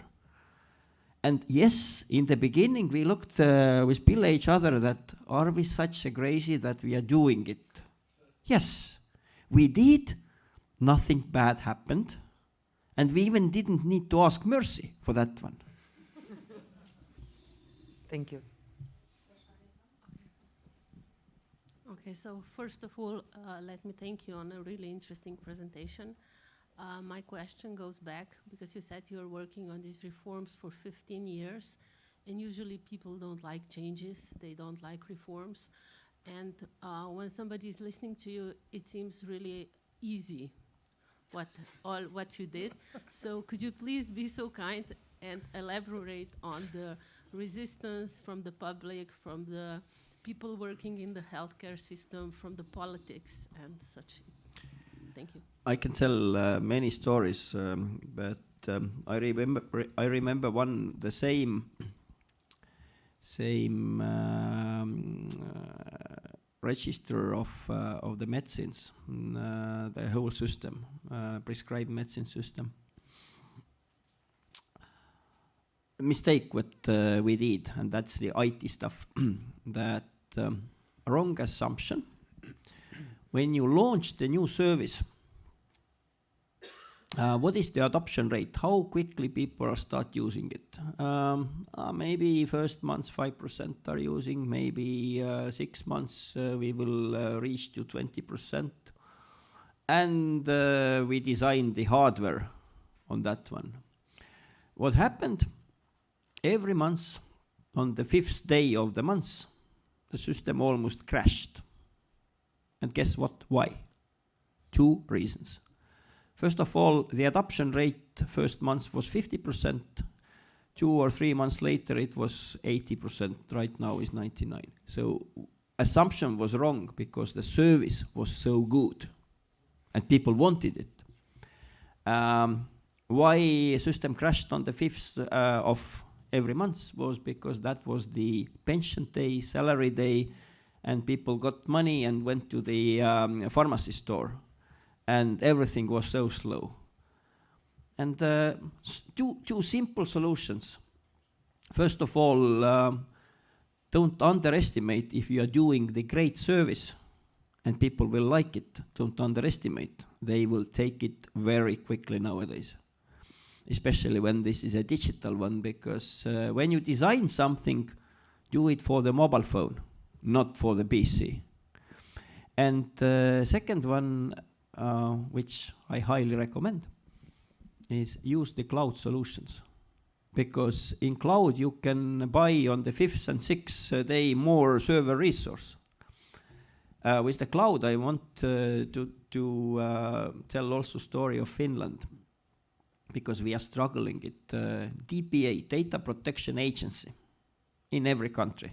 They are doing their own job. They are our good friends. Sometimes better friends, sometimes we are less friends. And they are afraid of cloud. They are afraid of cloud because cloud, we don't know, maybe they can look at server is in Ireland, there are bad guys who are looking at my health data. I can tell they never will find your health data. If this is in your country, it's easier to tell the administrator whom you know that go and look it. If this is in Ireland, you have 0 chance to reach there. And I went to Finland and asked that because Helsinki University Hospital, they are all in cloud, everything in cloud. And I asked, how did you manage with your local DPA? And their CTO, technology officer, is a former doctor. Look at me with a long look and said, Rain, you need to go and talk to them. They are humans. And maybe you need to visit 2 times or 3 times. And finally they will understand that this is beneficial. And if you can handle the risks, and if you take the full responsibility for the risks, and if you are ready to step down if something goes wrong, they will allow you to do it. And so do we. You asked some other experience. Jarika mentioned the long distance or the video consultation projects. When the hospitals were closed due to COVID, the doctors accepted video appointments. when they were let back to the hospital, then it was more convenient that no, you should come because maybe I want to see you closer or touch you. Psychiatrist or the mental health sector people, they said, no, we do video consultation, no problem. There is no problem. Second one, which was surprisingly, was gynecologists, and I was wondering, what are you looking there over the video? And they explained me that this is the pregnancy consultation and mandatory appointments, and that's a more discussion type. But how to convince ordinary doctors to accept the video appointment? There are three things. First, we tried, let's raise incentive, like we did with vaccination. Honestly, it didn't work. Because they said, it's so much hustle, they pay 5 euros, 10 euros, even 50 euros more. I don't know, I'm too old, I'm not going to do it. So honestly, the money, you can't buy everything. And then we understood that we need to combine things, we need to make it so easy, so understandable, and perhaps to sit with some doctors and show that it is not complicated. Or pick the opinion leader doctor, who is your main opposed person. No cloud, no video, nothing. You go there, you become friends, you help him or her how to use it, and he or she will be your best advocate. And then later on, you don't need to do anything.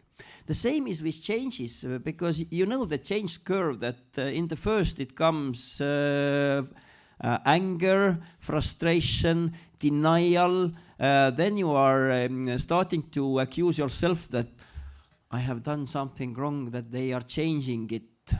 I have done it 20 years, how comes they are changing it? And then you go down, down, down, down, down, and now go down quickly, because then you can go up quickly. And we need to support there that they could believe that this change first is not a nightmare.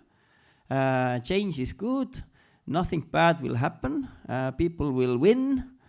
And you need to repeat and repeat and repeat. Try to get the quick wins. If you do something, then think about what can you do quickly, and what fight is not necessary to pick, because most probably you will lose. You can't change everything at the same time, and try to get critical mass of supporters, and voila, then the change will go quicker than you thought. And if you're not trying it, then you never will find out. Learn quickly from your mistakes and be agile. And with the IT systems, when you have something, put it on the market. This comes from the business. When you have something, put it on the market, get the customer feedback, fix it quickly, make a release number 2, advertise it that this is way better. You can still do better and better, and repeat it, and people like it. I hope I answered a little bit. It's the long story which we can tell. Any more questions? I'll have one addition that goes before you make the solution and you test it. That's make sure that your target group actually has that problem and that they want a solution to solve it. That is critical. Take time there.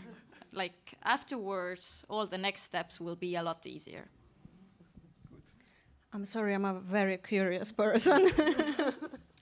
So I think, if I'm correct, you have quite a lot of doctors with basic license working in emergency care. Is that true? Yep.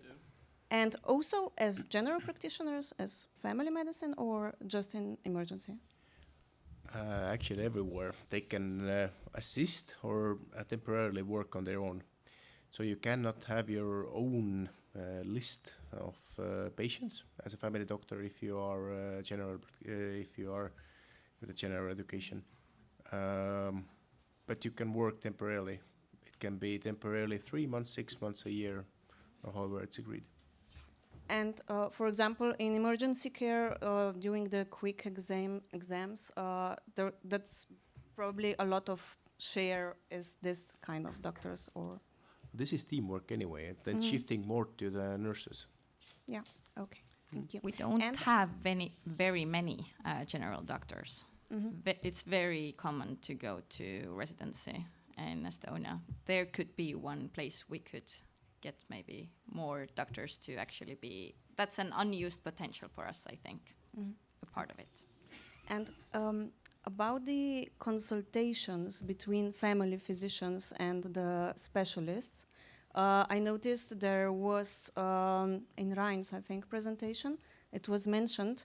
How does it work? Does it work real time, or do you schedule an appointment, or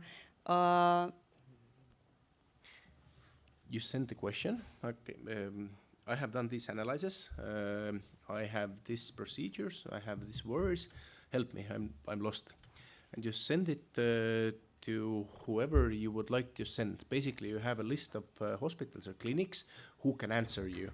So if you have a contract with health insurance fund and you have this specialty in your contract, you're obliged to provide e-consultancy for GPs.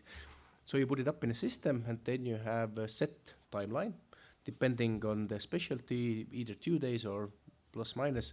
So you will get the answer in some days. So this is the GP view. And you get, in the ideal world, you get the notification you have been answered. And if you are now a specialist, then you receive e-consultancy request, and you have a timer, like I have to answer in that time. Then I will, as a specialist, I will invoice the GP, and GP will invoice health insurance fund. Thank you. And in the beginning, we had difficulties because some GPs wrote that, hey, I have a patient, please consult. And with the time going, we educated what you need to write there to be properly consulted. And the whole idea was to save people time, because GP has to understand whether he or she can heal herself or whether the specialist will take over. And specialists in the beginning thought, oh, this is a very good source to get more patients. And we said that, no, you don't need all the patients. And you can help GPs, and you can take the more complicated patients. They said, that's even better. And it took like a year to sort it out, to make it really work like the initial idea was. And then we have done the statistics, how this have evolved during the timeline, and we see the good progress. So recommend, but you need to have IT component in place, smooth and convenient. You need to educate doctors. And one challenge which we are still facing, because we also incentivized with the GPs, if you do the e-consultation, if you try it, you get some extra money. You do 5 per month, then you get some extra bucks. And we saw that some of them did only 5 and stopped. And then we knock. Why are you not accusing? You are doing only 5. Why are you doing 5? What would you need to do more? And then we realized that, in eastern part of Estonia, there are living lots of people whose mother tongue is Russian. And all the system you need to write in Estonian. And they were simply afraid to write in Estonian. Maybe they will do some grammar mistakes, etc. And maybe somebody sees and laughs, so on. And then they used the help of nurses who speak more fluent.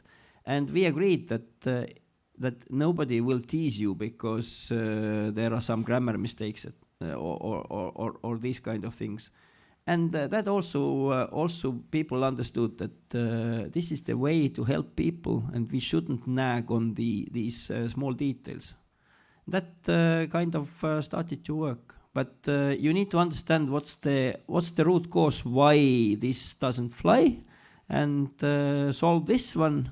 In theory, it's simple. In a practice, they are not telling you what's the real root cause is. Yeah, we have such a system in place, but as far as I'm aware, it's not really widely used yet. So. I can give you one additional motivation you can use, because as a specialist, they don't take phone calls or simple emails from a GP. Why? Because if a GP calls, like I have this patient, I need help, then a specialist would go to the e-health system that Jareka described and look up the patients. Then, as Rain said, there will be a digital stamp that this doctor went and looked at it for it. But there is no reason for that. If you start with the e-consultation, then you have a written reason and you have better legal protection behind you to go and look to the patient data. So there's another reason for that. Thank you. Mm-hmm.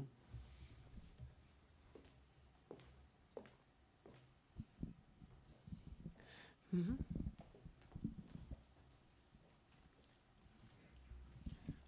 Jakob Ziegler, Health Insurance Fund. I have two questions regarding the autonomous of your health insurance fund. Mark, on your presentation, you mentioned that one of the ways for the providers to become your partner is the law. So every year you have to contract 20 hospitals. You mentioned that in the first phase you just send them your initial offer and that they have to reply within 14 days. I'm interested what happened if the hospital disagree. What is the process after disagreement? Oh, it's agreed in the contract. If the hospital disagrees, then we will continue with the negotiations. They will start the new year with 20% of the last year's revenue. And then if that runs out, then most probably we will agree. So if I understand you correctly, so you are in a way like a final decision maker about the hospital budget in current year. Not really. We have a fantastic team behind it. Financial part, the specialist who calculate, etc. It's actually a quite big team. But to be honest, it's not like a power game. It's a question of trust. So everybody knows how much money we have. It's not like we say we have 1 billion for the specialty care, but actually we have 1.1. Everybody knows we have 1.03. And they know if we keep something in reserve, we will say that we will keep 85 million for ourselves for the salary increase from the 1st of April. Everybody knows that. Then we have to tell that we will keep 20 million for overwork. They know, okay, we'll not get 85, we will not get 20 in our contracts. And then we say we keep another 30 million for new things from July. Okay, we will not get 135 million. Okay, we get the 900. And then they see that the 900 has been divided between them. They know how it's been divided, why. We can go through the numbers. They know all the rules. And if they don't agree, then find a buddy who wants to give some of his money away and then come together. We are pretty much independent, meaning that we have our own law. We have supervisory board, 6 people, 2 ministers, Minister of Health and Minister of Finance, Employers Confederation, 2 people, and then trade unions and Disabled People Association. And these 6 people is basically overseeing what we are doing. And then there are 2 institutions or 3 institutions who influence us. State control, who is controlling, they have a special team to controlling us. Then there is the parliament committee whom we are visiting pretty often because they have lots of questions, especially when elections are coming, then they want to see visible and ask tons of questions. And then there is the press or media. And we have very simple rule. Freedom, responsibility, whatever we do, we need to be ready that next day journalist will ask, hey, I heard from the sauna that you are doing this or that. Then we need to be ready to answer. And one thing which I want to emphasize from Marko's presentation, which might help you, is the overwork, meaning that if the hospitals are not able to be on budget, that agree what is the right coefficient to pay the invoices or the work which is done over the budget. And the logic behind that one is that the outpatient care is 0.7, and it comes because your hospital communality costs are paid anyway. If you work late hours or you work weekends, then heating is already paid. But what you need to pay is the salary cost of the doctors or the team who does. And in the smaller hospitals, this is 70%. In the ambulance, it's 80% the personnel cost. In the bigger hospitals, it's 50%. So that's one. There comes the 70% that this is kind of thing which they really want, or there is a need. They can do it without having big loss. Inpatient, stationary, there the coefficient is 1.3 because we really don't want that you take the additional planned treatments, because majority that is planned treatment. And then we put 0.3 because that's really the hospital leader will think, should I take it or should I not? And in the long run, it really works. And some hospitals I have seen when we made budgeting, I can't call it mistake, but we didn't give them enough because their capacity is bigger, or they got some new doctors or similar like that. They did 1 year overwork, 0.7 coefficient, and next year we understood, okay, there is a capability, there are the patients, and we checked that they are not cheating. The pattern, the analysis, all the stuff ran through our WISE machine, and we said, yes, we gave you more. And we told all the other hospitals, we increased this hospital revenue like 12%, while the others got 9%. And they said, okay, maybe we should consider serving patients more. Good, consider help. Not all did, because they said, okay, we can manage with the budget both ways, and life is beautiful.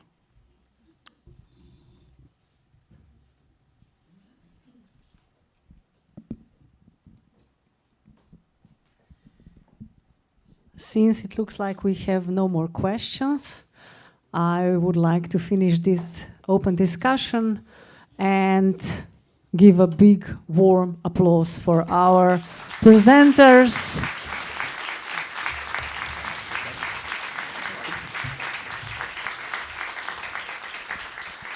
Thank you also to the ministry to organizing this. Thank you for coming, and I hope we'll get something good out of this collaboration.